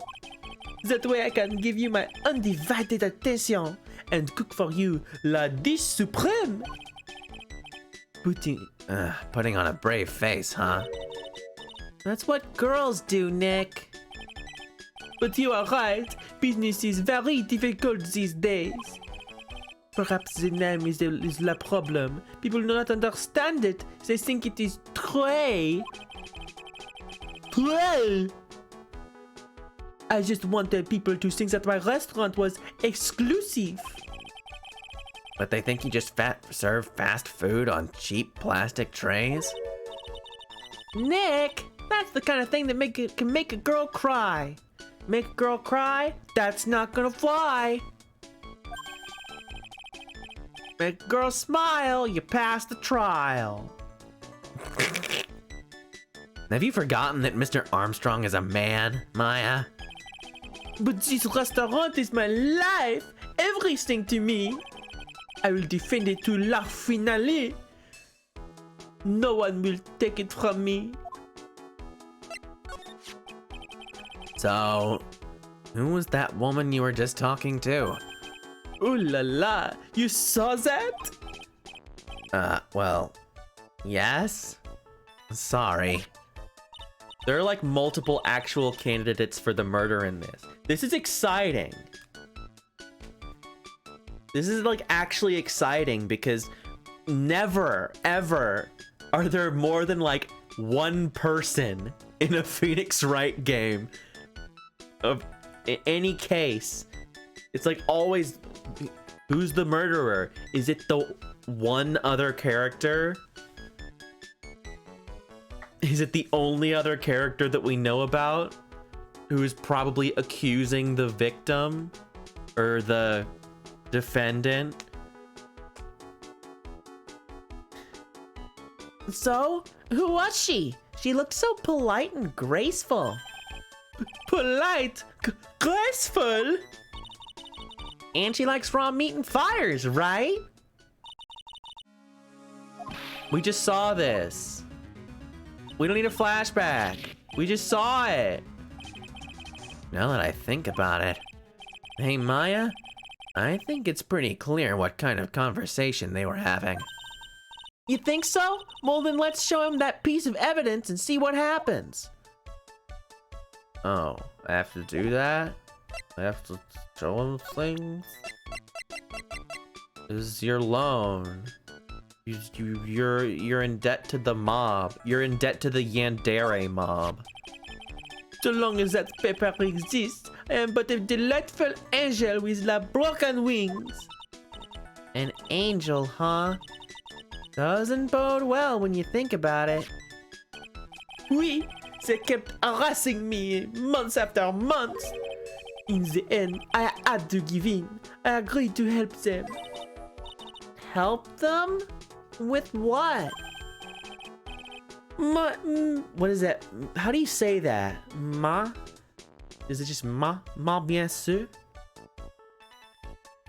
If I did not owe them la money, I would have refused. Meh. It's just meh. But my hands were tied. Please, what did you agree to help them with? No, I cannot say. If I tell you that woman, she will slice me up and eat me with la salad garnache. Ew. I hope he doesn't mean that he'll literally be sliced up and served with garnish.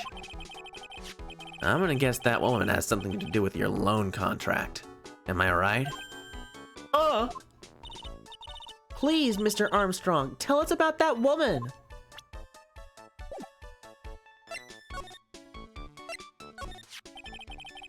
The woman who was here earlier.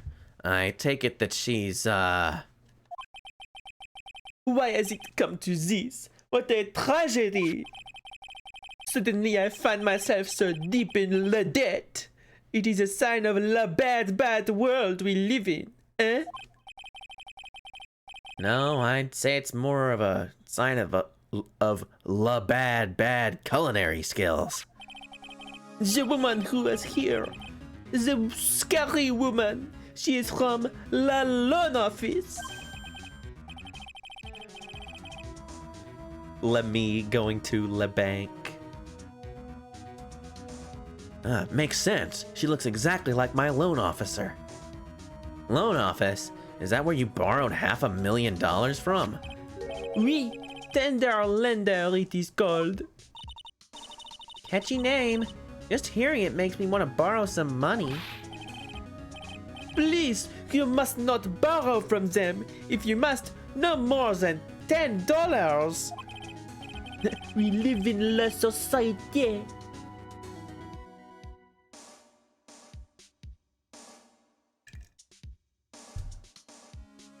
$10? Sounds like your whole monthly stipend, Maya.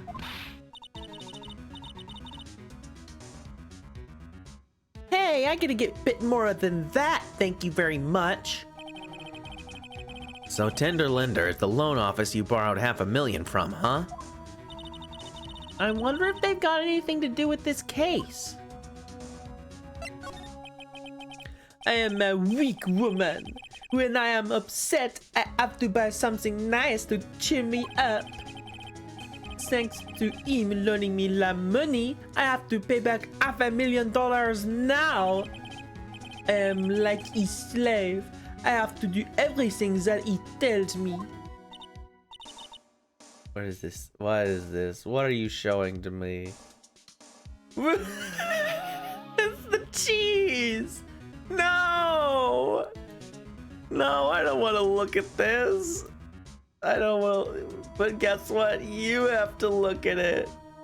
Yeah, there it is. Oh. Mr. Cheese. Get him away. Take him away. Get out of my house. I don't like that man. I don't like his face. Click back on the game. Who's this he? Le tiger. The tiger? Oui, he is la manager of the Tender Lender, a terrifying man, la big city mobster. When he shouts at me, my knees are trembling, and his voice is ringing in my ears for 3 days. As soon as I hear the noise of the battered old scooter he rides, I start to cry. A big city mobster who rides a battered old scooter. Does this guy resemble me by any chance? Oh no, no, no. This man has a presence, a most formidable personality. Also, oui, he does have a spiky hair just like you. Oui, there is a resemblance there, I suppose.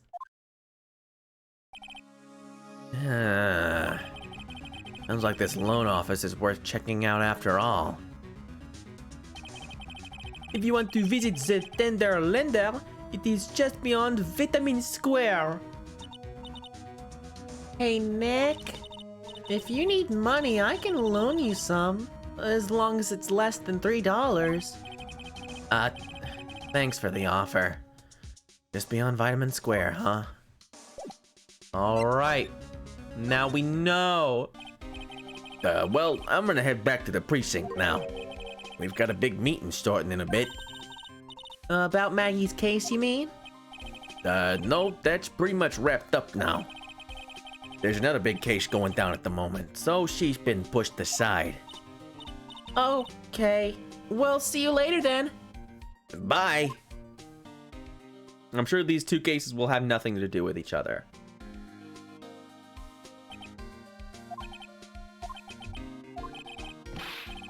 You better get going, detective, or you'll be late. Actually, I've kind of got a favor to ask. It's a big one. Favor?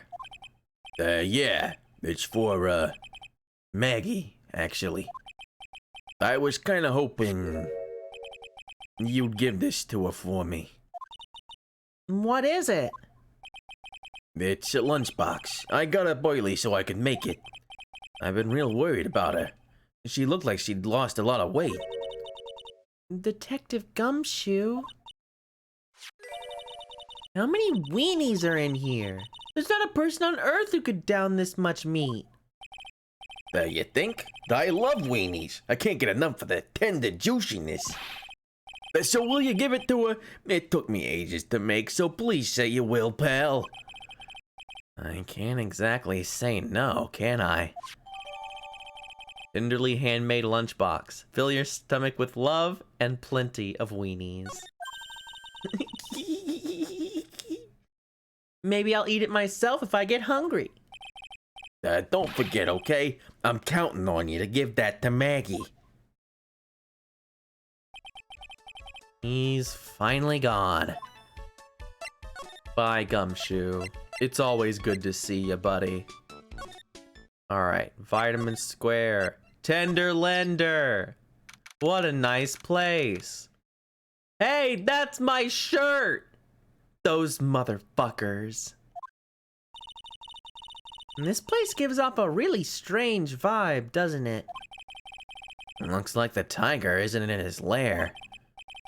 And that is, as they say, a very good thing. Welcome. Talk about a creepy voice. It makes your soul want to shrivel up and die. You're here to discuss a loan? No, not exactly. The manager is away at the moment. Wait quietly, please. She's gone. Just like that. I guess we'll just have to come back another time. But this is the perfect opportunity, Nick. This place reeks of suspicion. Come on, Nick, let's take a look around, okay? Do you think it'd be okay? Of course. No one... Coffee? Ah! I'll leave it here for you to enjoy. Quietly. Yes, thank you. Do not touch the desk, please.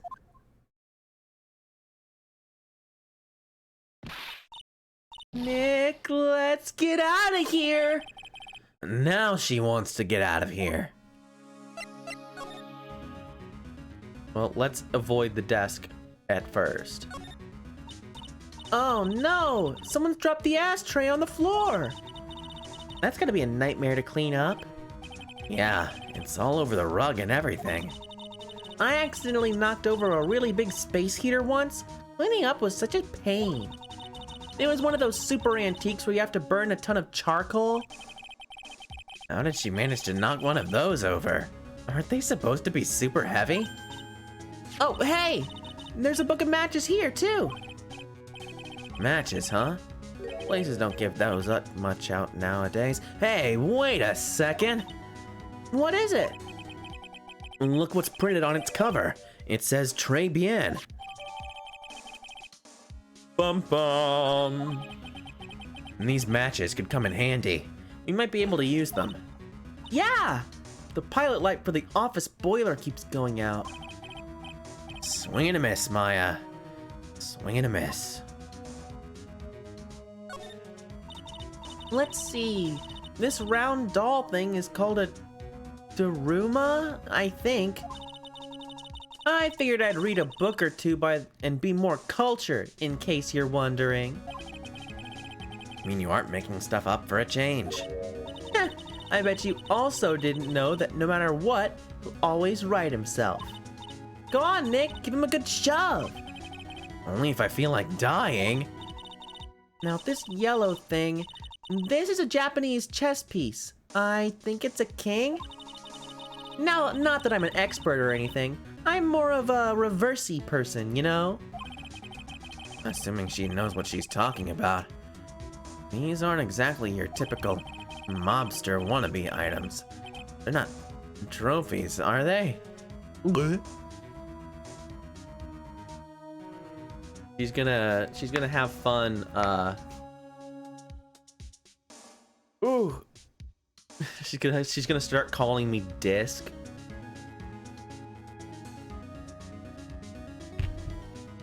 You poison discs! I really like, shoot, what was that guy's name in Neo Twoey? The big deer guy. He was cool. His reversey is his thing. Hey, there's a piece of paper sticking out from under here. What is it? A repair bill? Looks like he did some repair work on his car. Does he even have one? 15,000 to replace a bumper and a light? Well, that's insane! the car's registered to the Cadaverinis? Huh? So it's not even the Tiger's car. Why would someone else's repair bill be in the Tiger's office? Paid by Tiger to the Cadaverini family.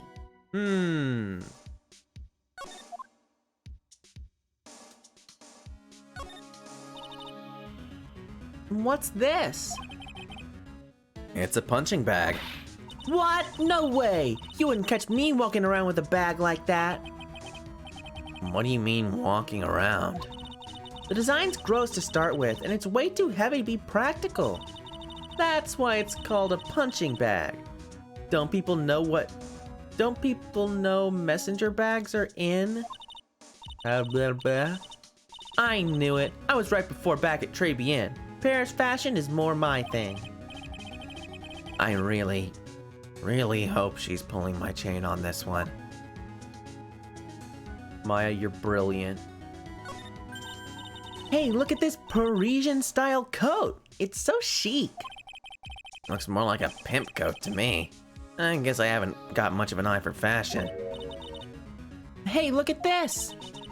The suit is the same color as the one you wear, Nick. The same color as my suit. Ah! Keep your voice down, Maya. Nick, you've got to take a look at this. Some cake. Ah! I'll just leave it here for you. Yeah, sure. Thanks. Just wait here quietly. Otherwise... Sure. Did you hear that, Nick? Wait quietly, she said. Yeah, sure. I have my eye on you. Only so I can take care of you. Understand?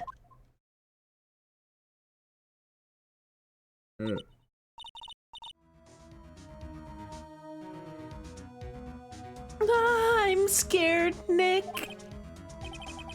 So, what were you getting so excited about before? Look! On the lapel of this suit. That's an attorney's badge. Is the tiger a lawyer? No way, look at this thing. It's made of paper. Painted to look authentic. I feel like painted is too nice of an adjective.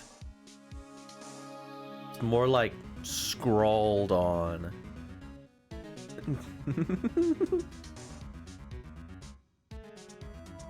Doodled on even. For some reason, your badge suddenly looks really cheap, Nick. Cheap to me, Nick. Why doesn't anyone recognize an obviously fake badge when they see one?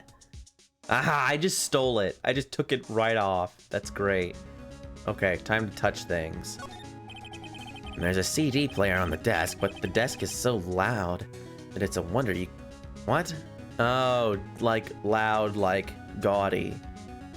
The desk is so loud, it's a wonder you can hear it. The lid's open. I wonder what kind of music the tiger's into. Have you finished the coffee? Ah! Yes, thanks. It was lovely. So, you drank it all?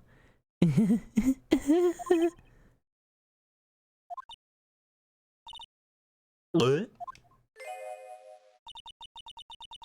If you touch anything else that doesn't belong to you, there's always another cup.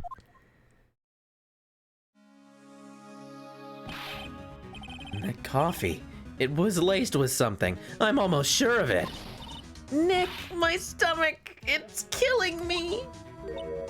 Oh, wait. Maybe it was just the burger I ate for breakfast. I sure hope so. We better take a look at that CD while we're still alive and have the chance. What the? What? It's not the Rocco soundtrack, is it? A Claw of the Tiger? It's a demo CD. The artist's name has been handwritten onto the disc in pen. MC Bomber. What? And this must be the CD Maggie told us about. Let's listen to it. I bet it's heavy metal. No way. That woman will make us drink more coffee if we do.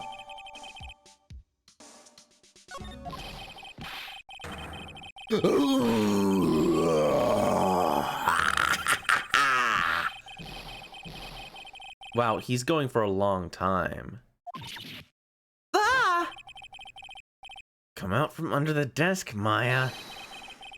What are you two snooping around in my office for, Nothing. We were just... Oh, my precious carpet. You's got ash on my rug. You gonna wish your ugly feet never came through my door. It wasn't us. You's wanna argue with me? Is that what you doing? You think yous can take me on? I'm gonna flatten yous two into pancakes and turn yous into my new rugs.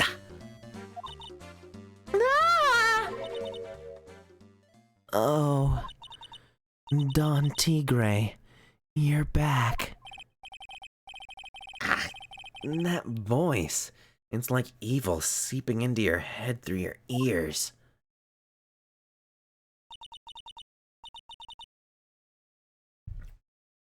I'm sorry, Don Tigre. I knocked over that ashtray earlier, and... Is she got a death wish or what? Oh, right. Huh? Forget about it, Violetta. It's nothing. What? I ain't gonna get mad at you. You're too cute. You hear? That's so unfair. Here, have some cookies. I just baked them. And you'll need some strong espresso while you're discussing your loan.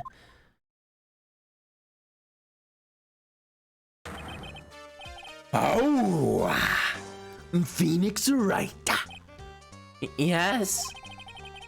You's either crazy or just plain stupid to chase after me. I worked so hard, but now you's gotta come and mess up my plan. So it was him. He's my phony. But I don't care. No one gets in my way. What? I mean, excuse me? You should have left the little girl at home, right? Oh, ha ha! Ah! No questions. This is the last time we meet. Wait, please. That was pretty weak, Nick. You waited until he was out of earshot before you shouted after him. Like you're one to talk. I didn't hear you scream, hold it either. The espresso. Ah! And cookies? This woman is definitely not good for my heart. Now, what was it the tiger called her? Violetta? And so, I'm kind of curious about your company, Tender Lender. With the warm and friendly atmosphere you'd expect from a family-sized business, a conscientious trade of interest, and an attractive repayment policy. Why do I get the feeling this sentence is not going to end well? We will tenderly lend you that little bit extra here at Tender Lender. Hey, Nick. Things are a bit tight for Wright & Co. at the moment, aren't they? I mean, there's that $500 you owe me from our card game for starters. Why don't you take out a loan? Would I like to take out a loan from a place like this? Not so much. Tender Lender is on your side.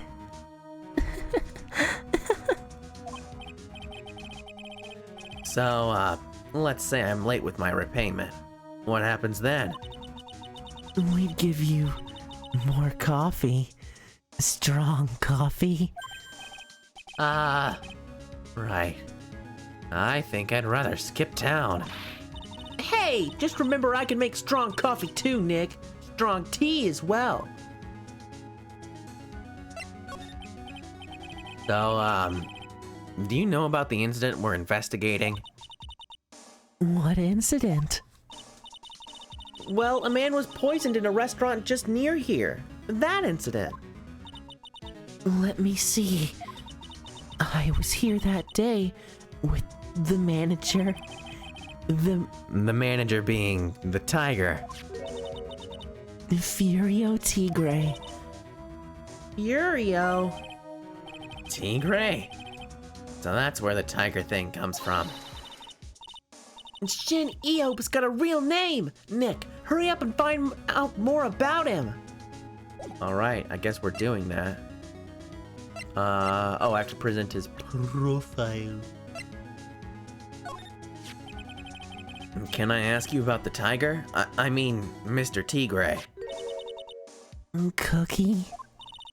Sure. How do you like my cookies? I baked them myself. Go ahead, Nick. The honor is all yours. No, ladies first, Maya. No matter how I look at this, I just don't get it. What are the tiger and this scary girl doing working together? We are lovers. That's not exactly coming across in your tone of voice. And I owe Don Tigre my life. He's the one who saved me. The tiger saved you? Please, address him properly as Don Tigre. Otherwise, I'll have to... Okay, Don Tigre. Of course. I'm sorry. He saved her life? I'd sure like to know how that happened.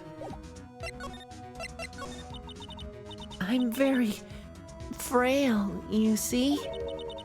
Just recently, I died once. You died?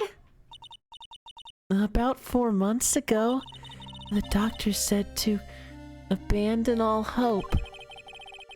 I guess they were expecting her to take a boat ride across the river Styx. But Don Tigre, he saved me. He gave up everything. Everything? When I found out what he had done for me, I was happy. No offense, but I'm finding that a little hard to believe. I decided I'd pay him back with my life by serving him coffee and espresso. I still wonder about what's in her coffee. So is that why you've got that bandage around your head? This? So what's the story with the bandage? They put it on after the operation. Operation? It's just a little injury. A little fatal injury.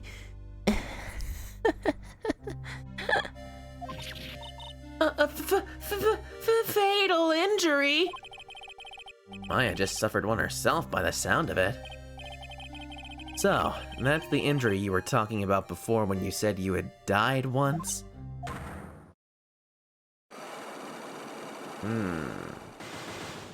Yeah, no chance we're getting through that. Ah,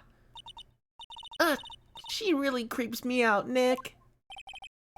same here. We've got to find out the truth. No, we don't. We have to leave.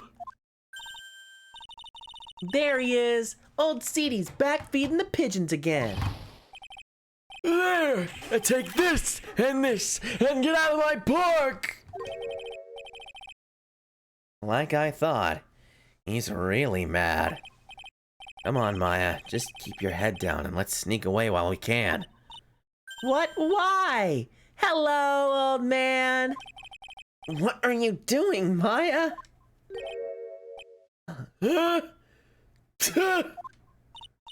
Hey, he just turned his back on us. I'm not surprised. I bet I really hurt his pride in court this morning. Hey, Mr. Kudo.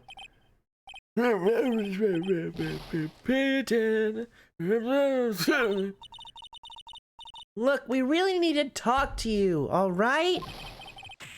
Out with the demons, in with good fortune. Ow, ow, seeds, shell splinters, painful. I always knew you were a demon, Maya.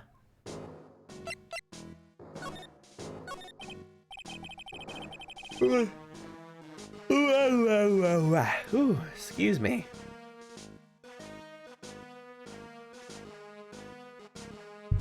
Get a little drink there.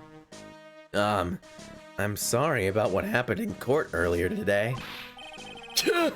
Everyone will be talking about me behind my back now. A dirty old man who was so busy looking at the servant girl's backside that he can't remember her face. A filthy, depraved animal. Not at all. You listening to me, boy? I don't care what you say. I saw that waitress put it in. She put some white powder into the young lad's Javicino. Yeah, okay. Yeah, I think we know who this is. We hear you. And another thing, the young layabout was wearing an earpiece on the same side as the lens of his broken spectacles. So I guess they pantomimed the whole thing just for him. Just to fool him and have him be a witness who says that. Oh, who says that Maggie did it? And they got whatever Frenchman to get involved because he owes them money. So I made a little mistake about the vase. So what? I know what I saw. I tell ya. Okay. Take it easy, please. Take it easy, please, Mr. Kudo. Don't tell me to take it easy, you spiky head brat. Take this. You said you were a craftsman, right? The modern world casts honest craftsmen like me aside in droves. Surely it's not that. I come from a long line of craftsmen, right back to the time of the shoguns. You hear me?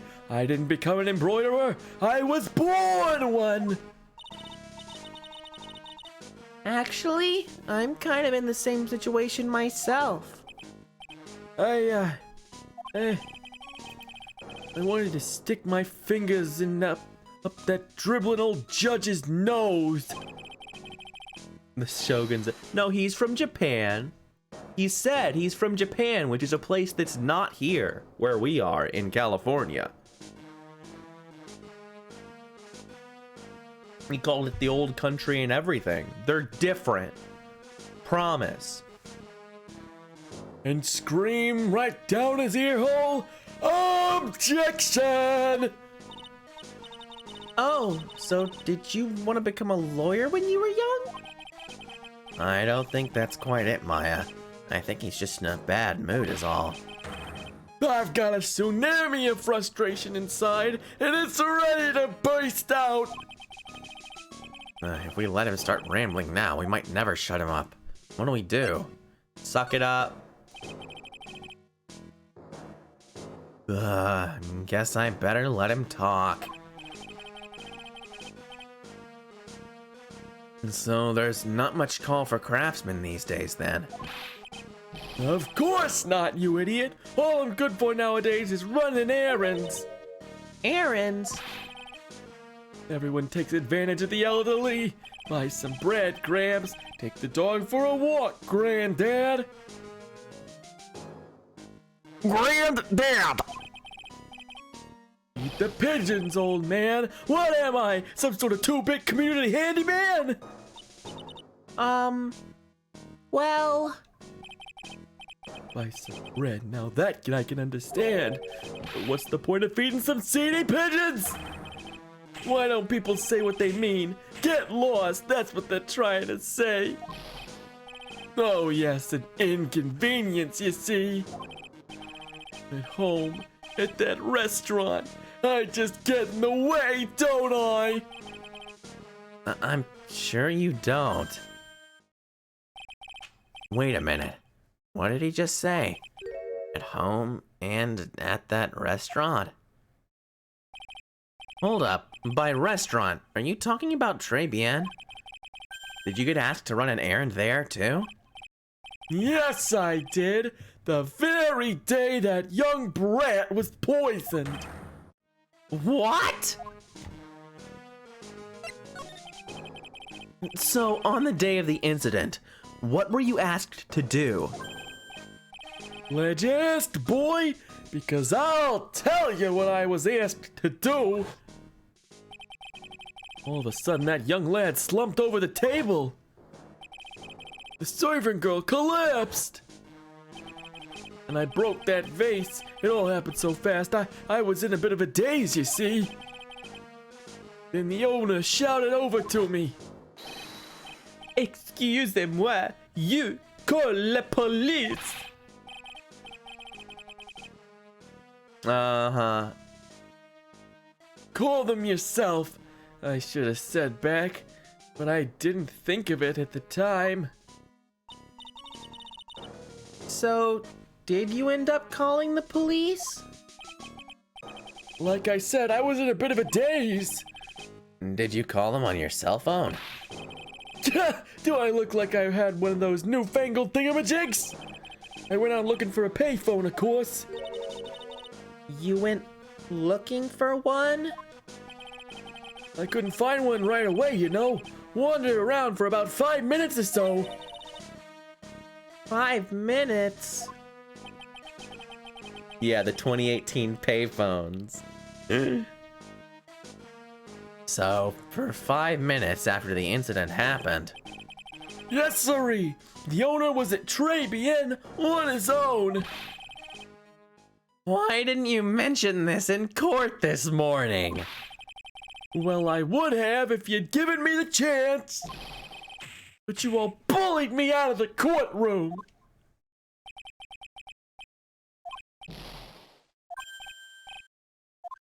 Yeah, he kept saying things. And then we said, bailiff! Slap his nose! It's not my fault. You're the ones to blame. You could have at least told us before we got to court. Is it really that important that Mr. Kudo was the one who called the police? What's important is the unaccounted time before the police arrived. The victim was dead, and Maggie was unconscious. Which leaves that man alone in the restaurant. Mr. Kudo might have been chased out of the place on purpose. What do you mean? Maybe a certain someone didn't want him in the restaurant. Ah! Oh, sure. You go ahead and say I was in the way as usual. I suppose I should have been getting myself covered in pigeon poop instead, eh? We need to get more details about exactly what happened. From Maggie and from Mr. Armstrong. Yes! Alright. Keychain. Hey, you in here, bucko? Looks like Mr. Armstrong's out again. But the place is open for business. You can't have an open restaurant without a chef. Hey, it's not my fault, Nick. Don't take it out on me. Only a couple of minutes after the incident happened, Mr. Kudo left the scene, leaving Mr. Armstrong here, alone. Missing when we need to talk to him the most. Maybe he's trying to avoid us on purpose?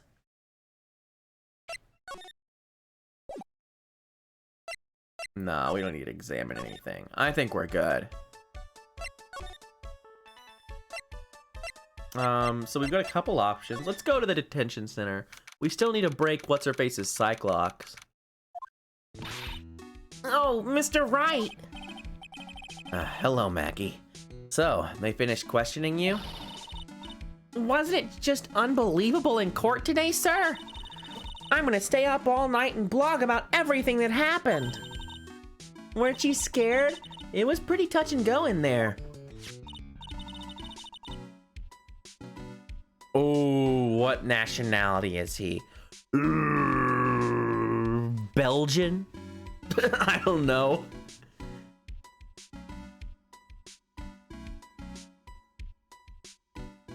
Maybe he's German? Italian! Fuck! How did I not see that coming? I guess because he doesn't look like an Italian. He doesn't have dark hair. Which is, you know, like the thing that I would think of. But yeah, Italian. That makes sense. I was thinking of weird Eastern European countries that he could be from. Just overthinking it, man. But you totally nailed that old man. Well, he was all over the place with his testimony. Luigi La Bocca. That's really funny. That's pretty, I mean, that's pretty good. That's really funny. Give him like a fucking Italian. Fuck those people. We're not taking the rap for this one. The restaurant is called Bellissima. Oh gosh. I love how Phoenix Wright is a nightmare to translate no matter who you are, no matter what country you're in. They just change everything. Not everything, but they change like giant swaths of things, and eventually those things compound to make it more and more silly every time.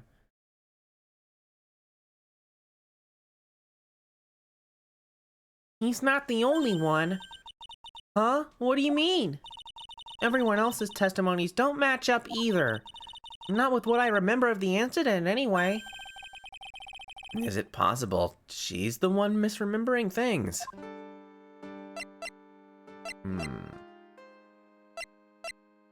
What is it? What is it? Tell me. I want to know. Maggie? He's not actually French. That motherfucker. That son of a bitch. What an asshole.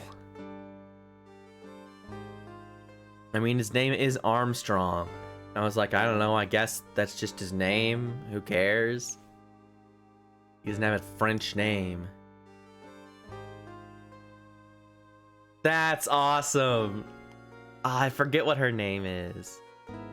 It was like her birthday or something recently, I think. There was some reason that I saw a post about her recently.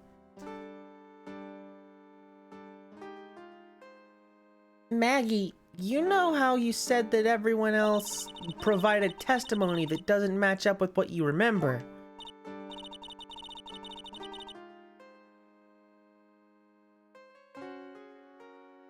Yeah, he doesn't get to be French. He's not allowed. He's just Guy. Yup, there are just so many things that don't seem to add up. The biggest contradiction is the other guy I saw at the victim's table. He was the one who slipped something into the victim's coffee. I'm sure it was him. But didn't Mr. Kudo testify earlier today That it was the waitress who put some white powder into the coffee cup?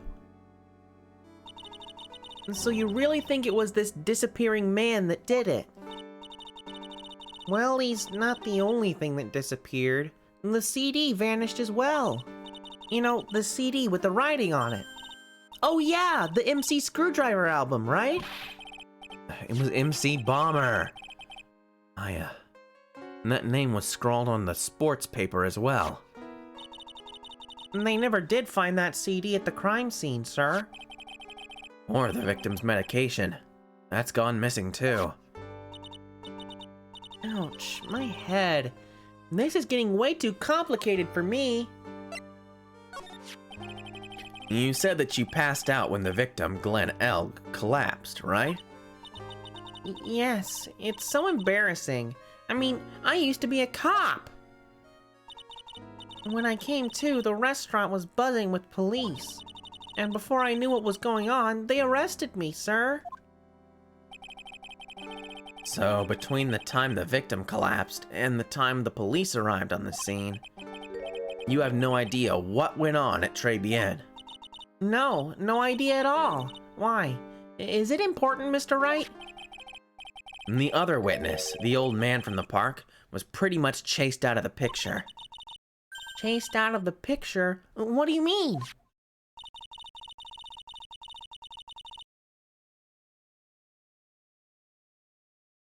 She's voicing Huh!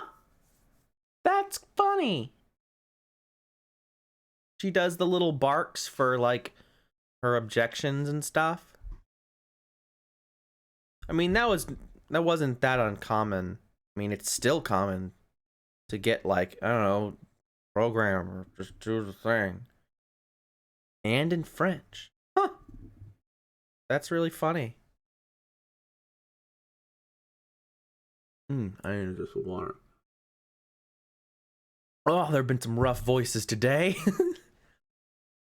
Old CD wasn't inside the restaurant because he was told to go call the police. Exactly. And you, Maggie, were unconscious. That means Mr. Armstrong was alone in the restaurant for a brief period of time. No! You don't think Mr. Armstrong set me up, do you? When you consider the facts, it's hard to imagine that Mr. Armstrong isn't involved in this at all. Ah, it's like the master biting the paw of the dog that it feeds. Are you sure about this, Mr. Wright? Well, the old man said as much when we spoke with him earlier. I don't know. The things that man says don't add up for some reason, sir. Maggie looks like she's trying to figure something out. Maybe we should ask Maggie exactly what she knows about old CD. Well, we have a couple of things to show her. Let's show her the disc first. That's what I'm more interested in. What? Incarcerated now. Don't pick much information. Come on, man. Come on, give me... It's the thing. What about this? Is that your attorney's badge? Actually, it's a fake. Holy smokes, that's it! Huh?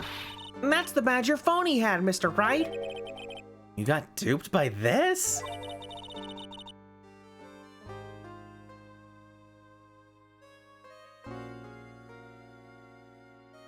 Yeah, that's cool. Only 3 buttons on the title screen. Yeah, that sounds about right.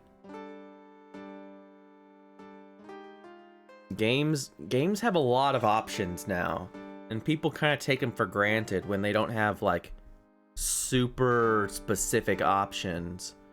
But games are more accessible now than they've ever been and cater to the user a whole lot.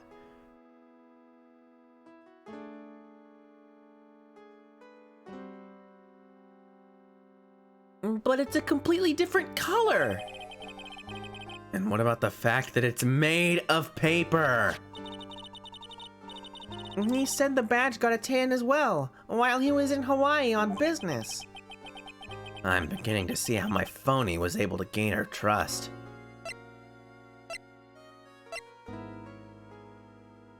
We'll wait on the lunchbox. Oh wait, we need to present to her the old man.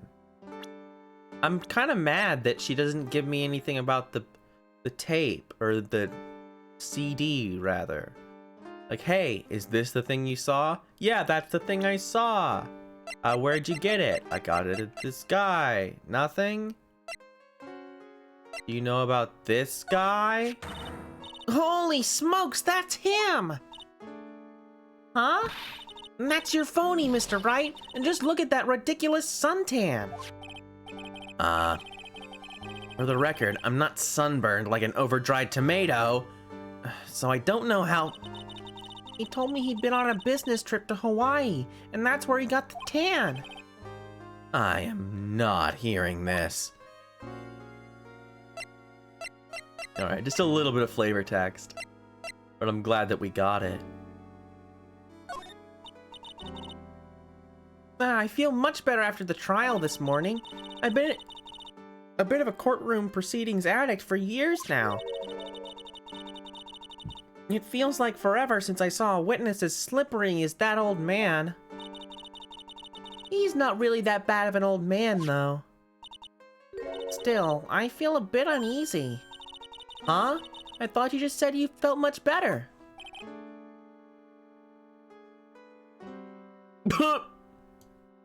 I'm keeping this.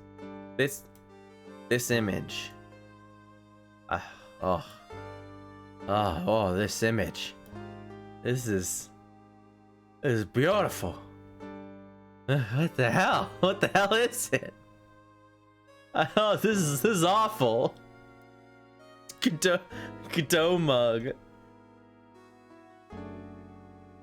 Shattered the Kudo mug over my wife's head, spilling 30 gallons of coffee on the floor.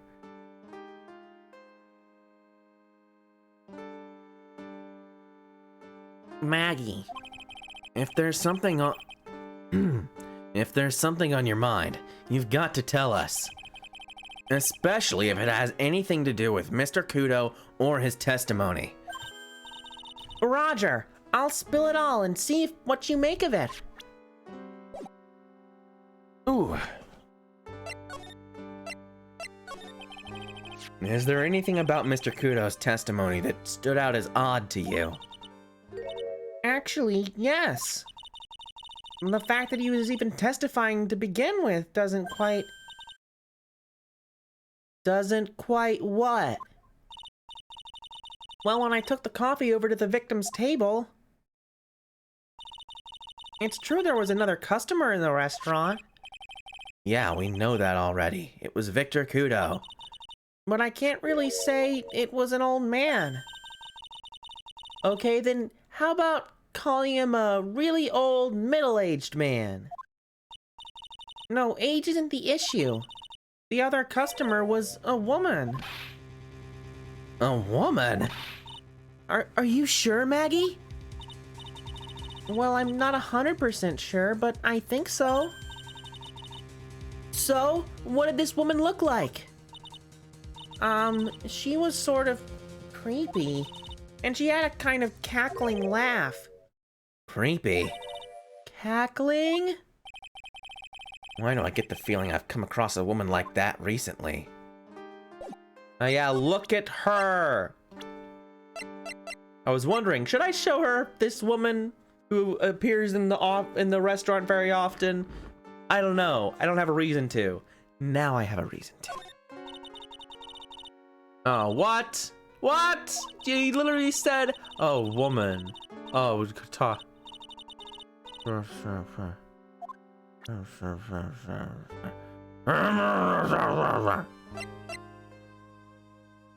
I'm upset. Mr. Armstrong was very good. I can't believe someone as nice as him could have anything to do with this. Well, in the time between the victim being poisoned and the police being called. The only person who was on the scene and had a chance to do anything was Mr. Armstrong. There was no one else there. Mr. Armstrong wouldn't set me up, would he?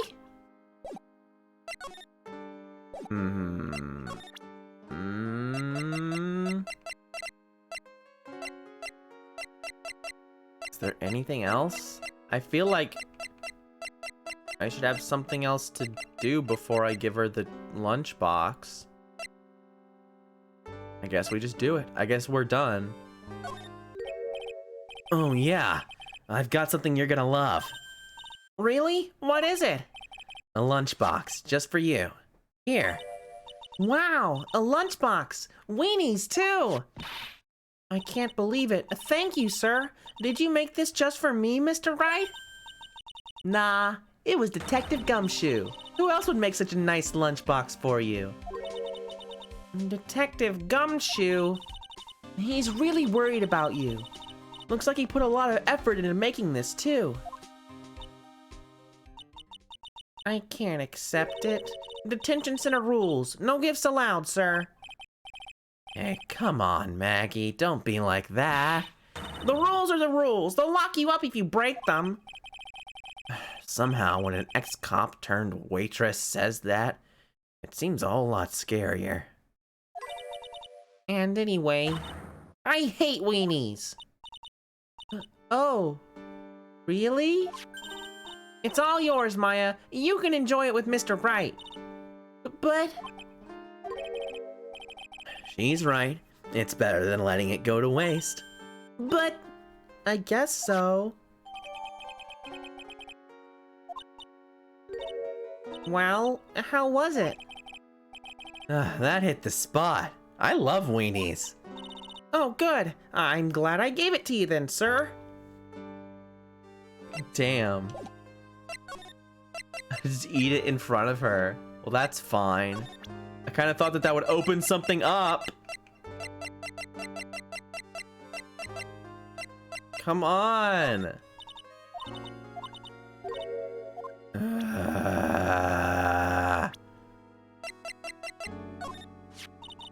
Back when I was an officer, Detective Gumshoe always looked out for me. But today I was the one who had to look out for him, trying to incriminate me the whole time. You've got to remember, Maggie, Gumshoe's a detective. He's got a job to do. My old boss. I thought at least he'd be on my side. He is on your side. He'd do anything. You can't fool me. I saw him in court today. I feel like a poor little baby woodpecker being pecked on the head by its own mother. Gumshoe's testimony was pretty solid. No wonder it hurt her so much. I hate him, sir. I mean it. I don't ever want to see him again. Ouch. I think I just saw Gumshoe's chances go down in flames like the Hindenburg. I don't think it's gritting through to her that he was really trying to help.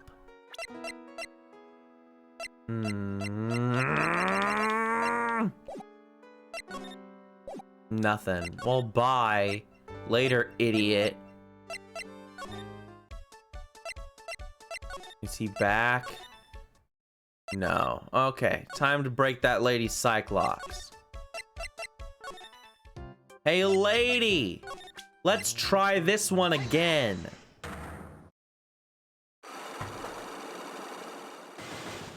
We're just gonna blast through this first part. Blah blah blah. The lottery tickets. Gosh, I have so much freaking evidence.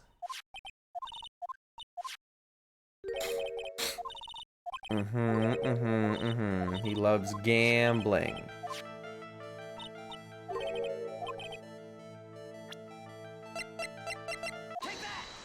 He loves more gambling.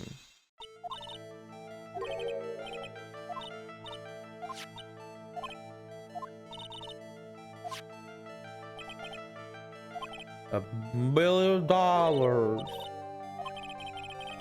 He was meeting with someone with the calendar. Sounds good, man. Honestly, I'm probably gonna take off pretty soon here. Anyway, we're coming to the end of the investigation. Like, there's not many things to wrap up. But, yeah, I'll see you later, dude. I was thinking about stopping pretty soon here anyway because, you know, we just have the trial left. And I don't think the trial will take a whole stream. So if we get a little bit on the tail end, I don't know. You gotta think about these things. He met with the tiger. What do you mean, tiger? That's stupid. Why are you talking about tigers? Oh, I'm really talking about this insane person. Furio Tigre, aka the Tiger, is the boss of a loan office called Tender Lender. This is who Mr. Elg met with on the day of his murder. And the only thing a loan shark would talk with him about would be his debt. No! It's true that Glenn had racked up quite a bit of debt from his gambling habit. About $100,000, I think. $100,000? Ouch. But I heard he won the lottery, so he could have been in the clear. Jane Mackey couldn't get a bit of that good luck. Okay. So the guy got lucky and won the lottery. But what if he hadn't won? What was his plan then? Well, this isn't easy to say, but he said he would use his talents to repay the money. His talents? I suspect he was talking about programming. What? What computer program is worth $100,000? Perhaps you good people should leave, so I can get back to my work. I'm so close to cracking her. The program in question, was it by any chance this? Yeah, the thing! This is a very delicate matter. Oh no, without the necessary data. What? I know Mr. L created some sort of program. She can't deny it if I show her the program itself as evidence. So close. Program in question. It's this! This is the program! It all comes on disc! What are you fucking talking about? It's not a demo disc. It's the obfuscation.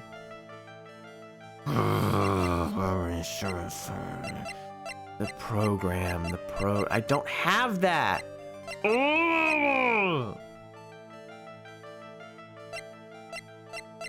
Oh, you bitch. Ooh, I thought I had the program. I wouldn't have come here if I...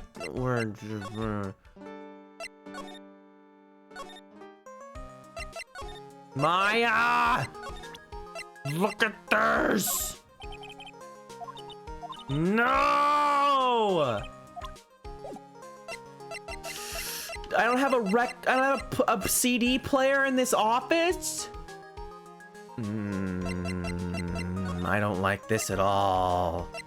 I don't like this one bit. I need to play it on one of these computers. The main server just went up in smoke. Why the hell isn't the press conference set up yet? The superintendent's here already. Yeah, and there's a problem with the internet too. I already told you to stop using your computer, Chief. But I'm watching videos online. I'm checking up on my Asian soap operas. It's gonna have to wait, Chief. I'm throwing the switch.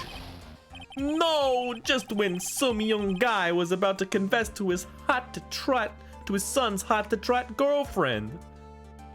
Some young guy. That's pretty funny. That's pretty good. I'm trying to get a little sensible chuckle. Wow, this place is really buzzing. Something must be going down. Something really big. What are you doing here, pal? Detective Gumshoe! You can't be here right now. You'll be roped into the briefing if you stay. Huh? We got big problems here today. Why? What's going on? It's a virus. A virus! A virus? There's a virus ripping through the precinct's computer system. But I really need to ask you some questions. Okay, I'm only gonna say this once, so listen up. Yes! No matter how poor you get, never borrow money from a place like this, you hear?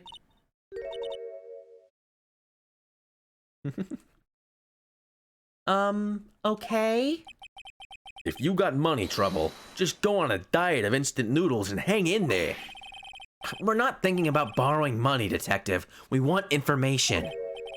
Oh, is that all? Well, let's see. Tender lender is considered to be even fishier than the average illegal loan shark. Then it seems it ran into trouble just recently. Those guys been pretty heavy-handed, calling in all their debts. Really? Don't go poking your nose around in their business, pal. You'll really regret it if you upset that lady. All right, I get the picture.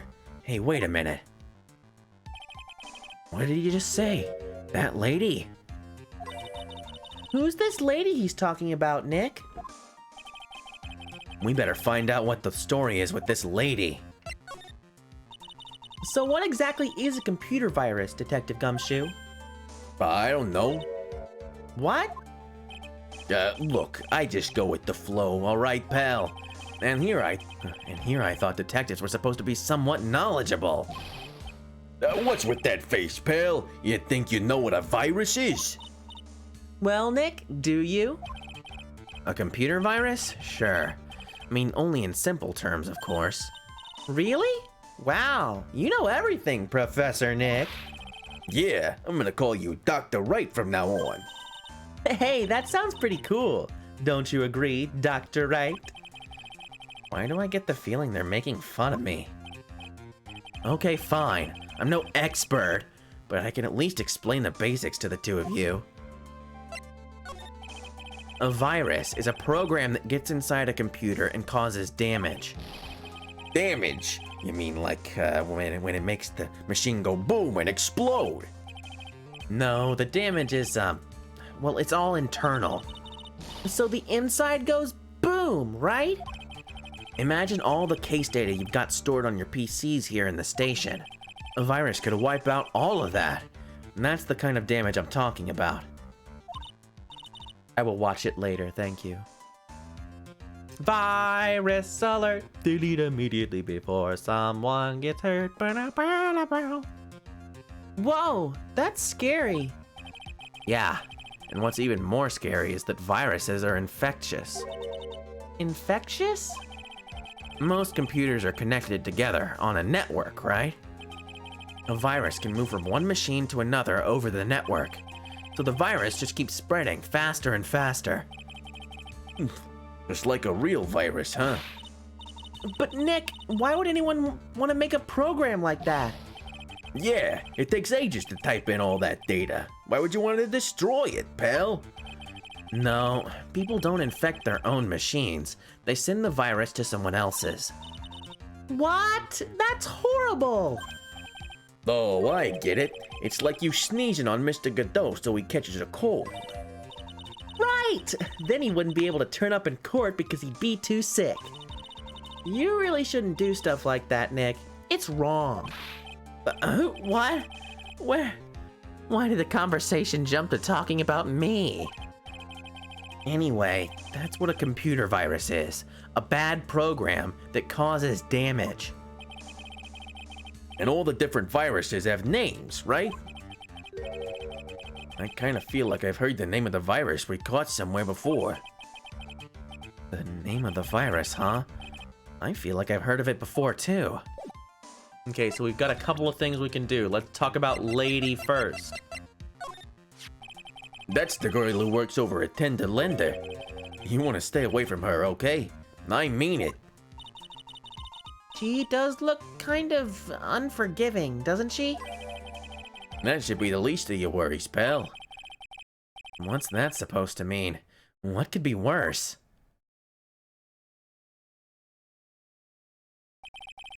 Her name's Viola Cadaverini. She's the only granddaughter of Bruto Cadaverini. Rudo Cadaverini? Do you know who that is, Nick? Never heard of him. Bruto Cadaverini's the boss of the Cadaverini family. The Cadaverinis? That's one scary sounding name. We can't touch them. They're way too powerful for the police. But you're thinking of taking them on, aren't you? No! I don't remember ever saying I was going to. I better get some more info out of Gumshoe about this family. I'm not sure if I really want to get involved in this, but who are the Cadaverinis? Who are they? A scary bunch of people, that's who. You're a cop and you're scared? What's that about? Trust me, it doesn't matter if you're a kid or a cop. These guys are scary. They got some serious clout in the criminal underworld.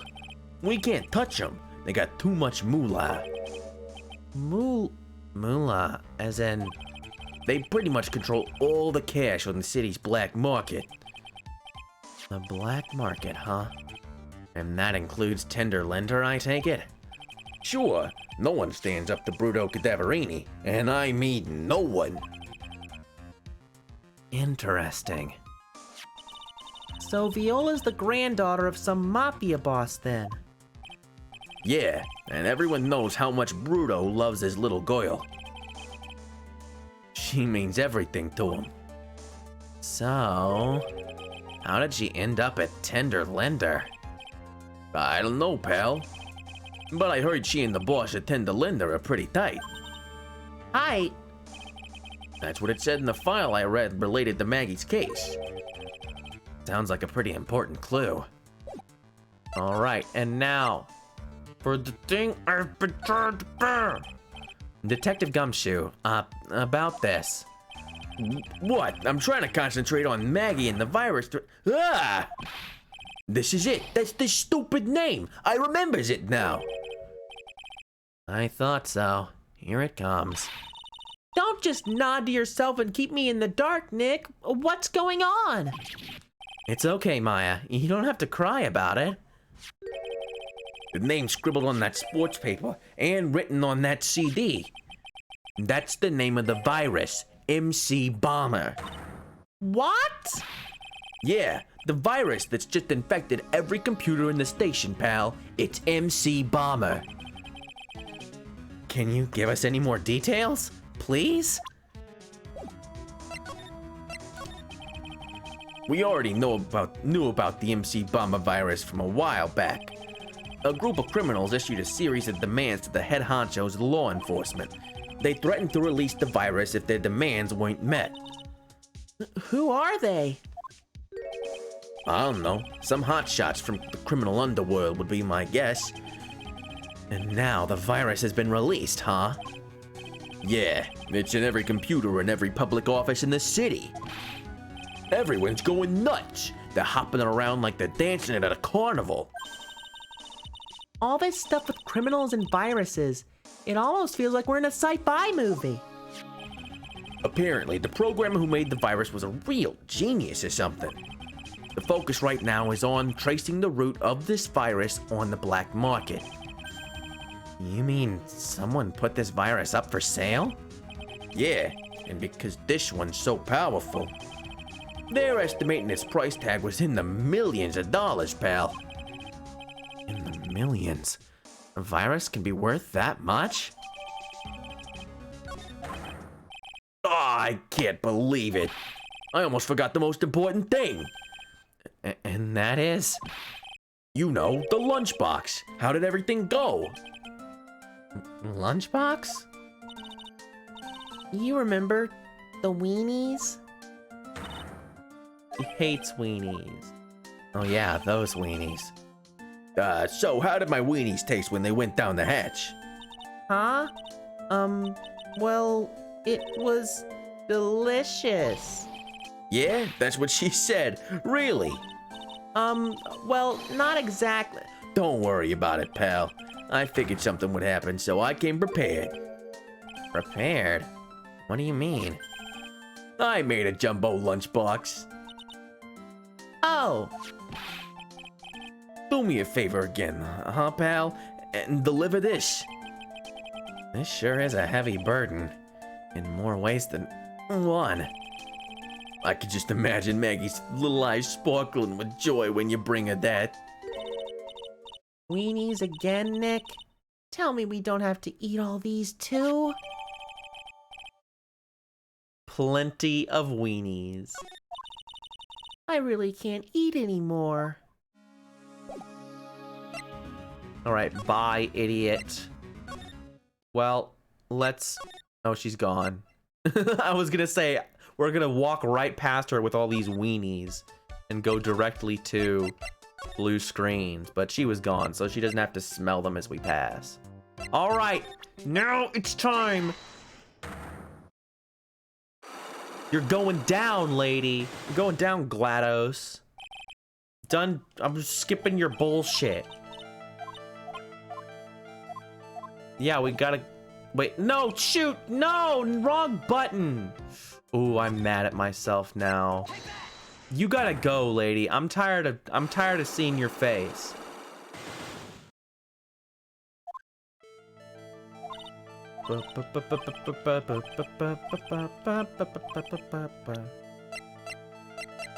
Give me the ticket. It's tickets. You know what lottery tickets are. The dude was nuts for them. I kind of thought maybe his program would be something to make like to deduce winning lottery numbers, but clearly that's not the case. Where here it is. And he was just trying to sell the program, or like the program somehow got him involved with the mob.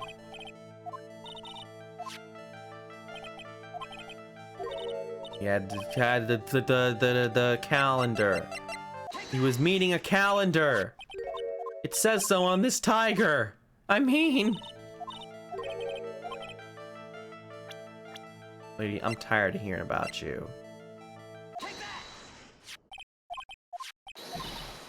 No, she hates it! For $1 billion!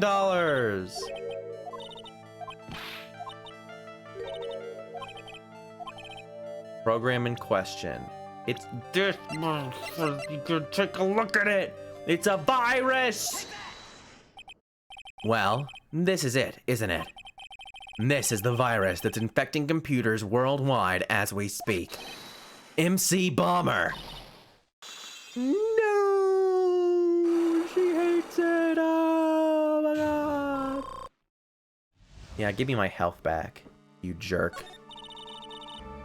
Glenn's head had more processing power than any computer, but it had been infected with a gambling virus. Glenn was in too deep. You mean he was in debt? Yes, $100,000 in debt. Not an easy amount to repay. So, He said he was taking on some extra work, something a bit risky. risky? How? Maybe he was going to become a waitress at Tribulations. Where do you come up with these ideas? So, it's safe to say Mr. Elg was the creator of this virus, huh? The MC Bomber virus. Yes. It was the work of a genius. In a bad sort of way, of course. But still genius. Something like that would probably fetch several $1 million on the black market. Inconceivable. Gumshoe was right for a change. This date, December 3rd, that is marked on his calendar. That was his deadline for repaying his debts. MC Bomber updated. I guess we won't be needing these horse racing tickets anymore. Yeah, throw them in the trash. Use the trash can, Nick. Yeah, just fucking throw them on the ground. Just chuck them out. Alright, well...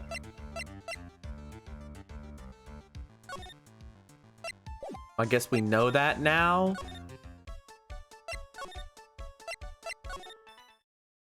What? Where, what? Who?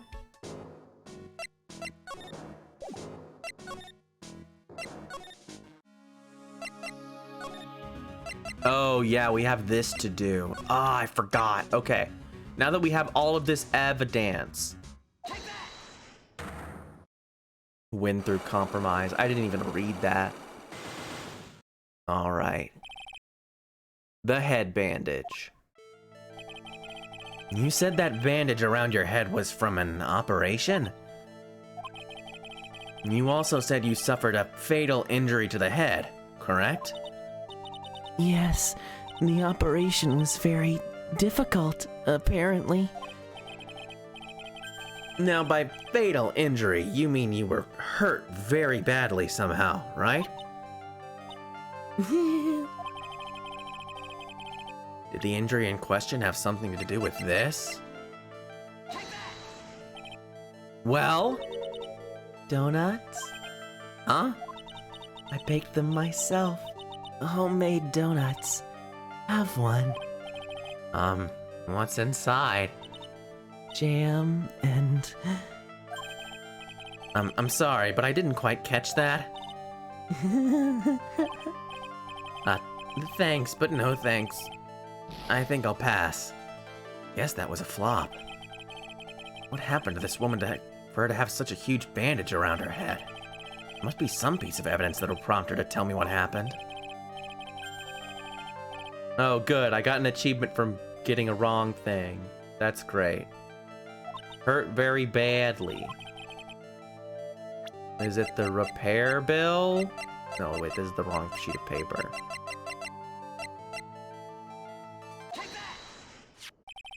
I have here a car repair bill.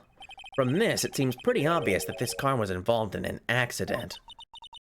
Let me see that. This bill is made out to the Cadaverinis? Yes, it is. I don't think I ever introduced myself. Tell me, what did the Cadaverinis have to do with me? Something tells me she's not about to say hi and introduce herself. Alright then. Your relationship with the Cadaverinis is very strong, and this is why. Head of the Cadaverini family. I know exactly who you are, Viola Cadaverini. Bum bum. You sustained that injury in a traffic accident, didn't you? It happened about 4 months ago. I was driving in one of our family's cars when someone pulled out in front of me. It was a motorbike, or something like that. I don't remember it much. Anyway, I swerved to try and avoid it, but...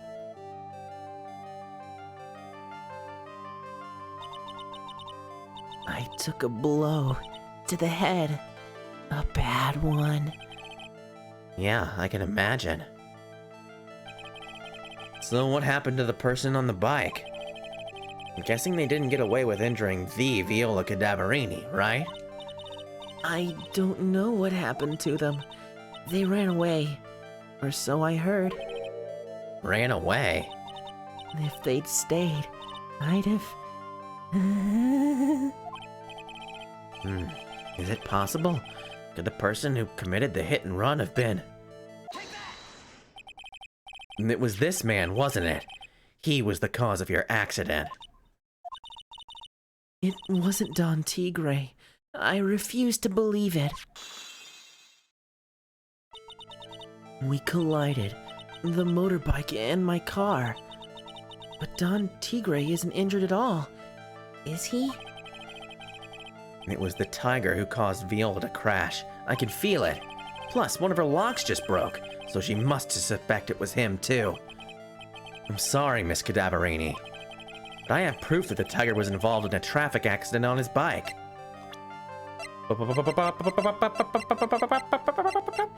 Yeah!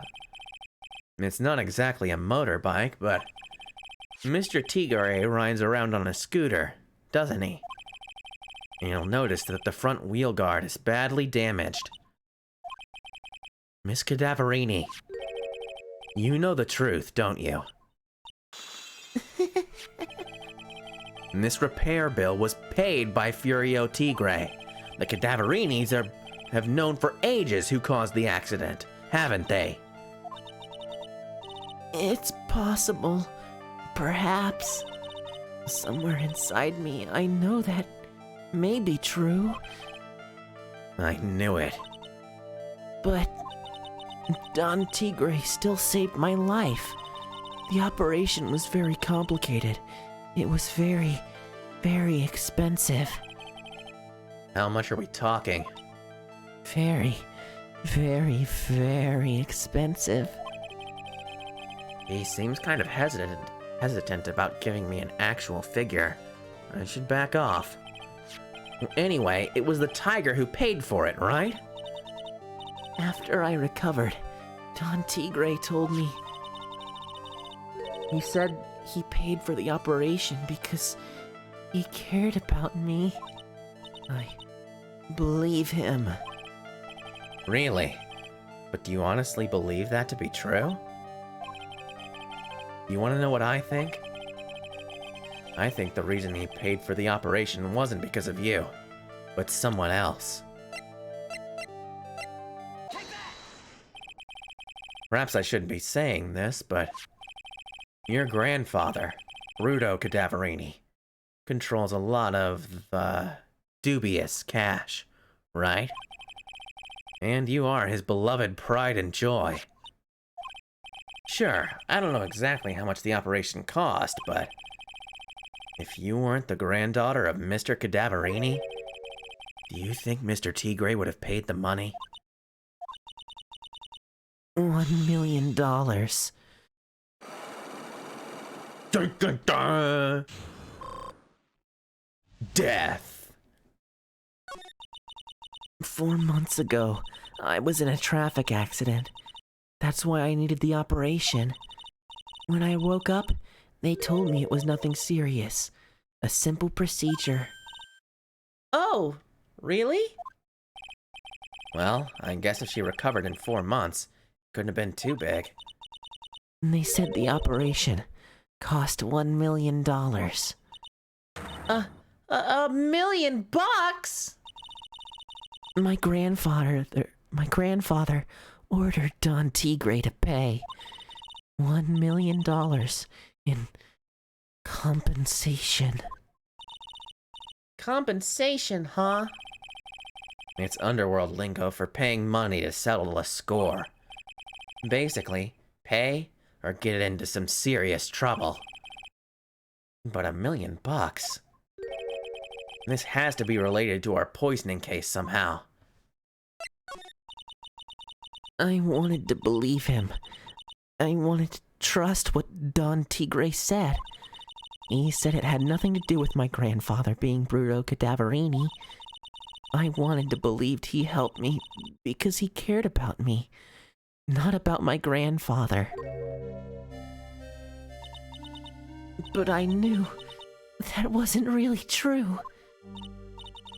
Wow, I'm so sorry. What he did to get the money was evil. He said it was all for me, so I helped him. You helped him? In what way? Here, take these. What are these? Medical papers? I'm Kudo Cadaverini's granddaughter. He had to pay compensation. He was made an offer. He simply couldn't refuse.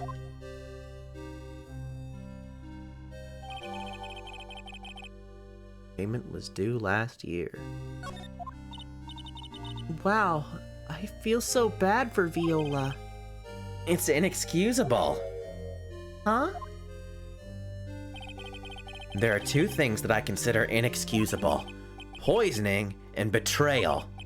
Only a coward would hurt people using either of these tactics. Is everything all right, Nick? We should get going. Right after we finish our espresso. Yeah. Won't need to convince Viola of anything else. I guess I can get rid of this. Alright. Well, we're almost at the end here. I bet we can go and we can give the bento. Oh shit, we have to talk to this guy. Nope, screw it, we're done. I don't want to talk to this guy today. I don't want to talk to him anymore. I'm done. We're cutting him off. He's going away. Take him away. Oh, thank you for watching, everybody. This was a fun stream. I liked this one. I had a good time. I try to have a good time every time, but this time it was just great. I love talking to you guys. So anytime there's a lot of activity, it feels good. I just like to make friends because I'm annoying. Did I save that? I gotta double save just to make sure because I'm insane. So yeah, see you guys tomorrow for what's tomorrow? Final Fantasy. Final Fantasy's tomorrow. We're doing the intermission DLC, otherwise known as Fort Condor Simulator. That's fun. I think it's, I don't know, what was it? Where is the order? I don't know. I'll look at the order of things. But I'm gonna try and stream on Saturday regardless because I've missed days and I wanna keep going on track. SMT5's out soon, you guys, and I'm going to stream that no matter what. That's gonna go in the docket. And I'll probably have a spot for it anyway because Kingdom Hearts 2 is ending soon. I don't think the DLC for Final Fantasy VII Remake is very long.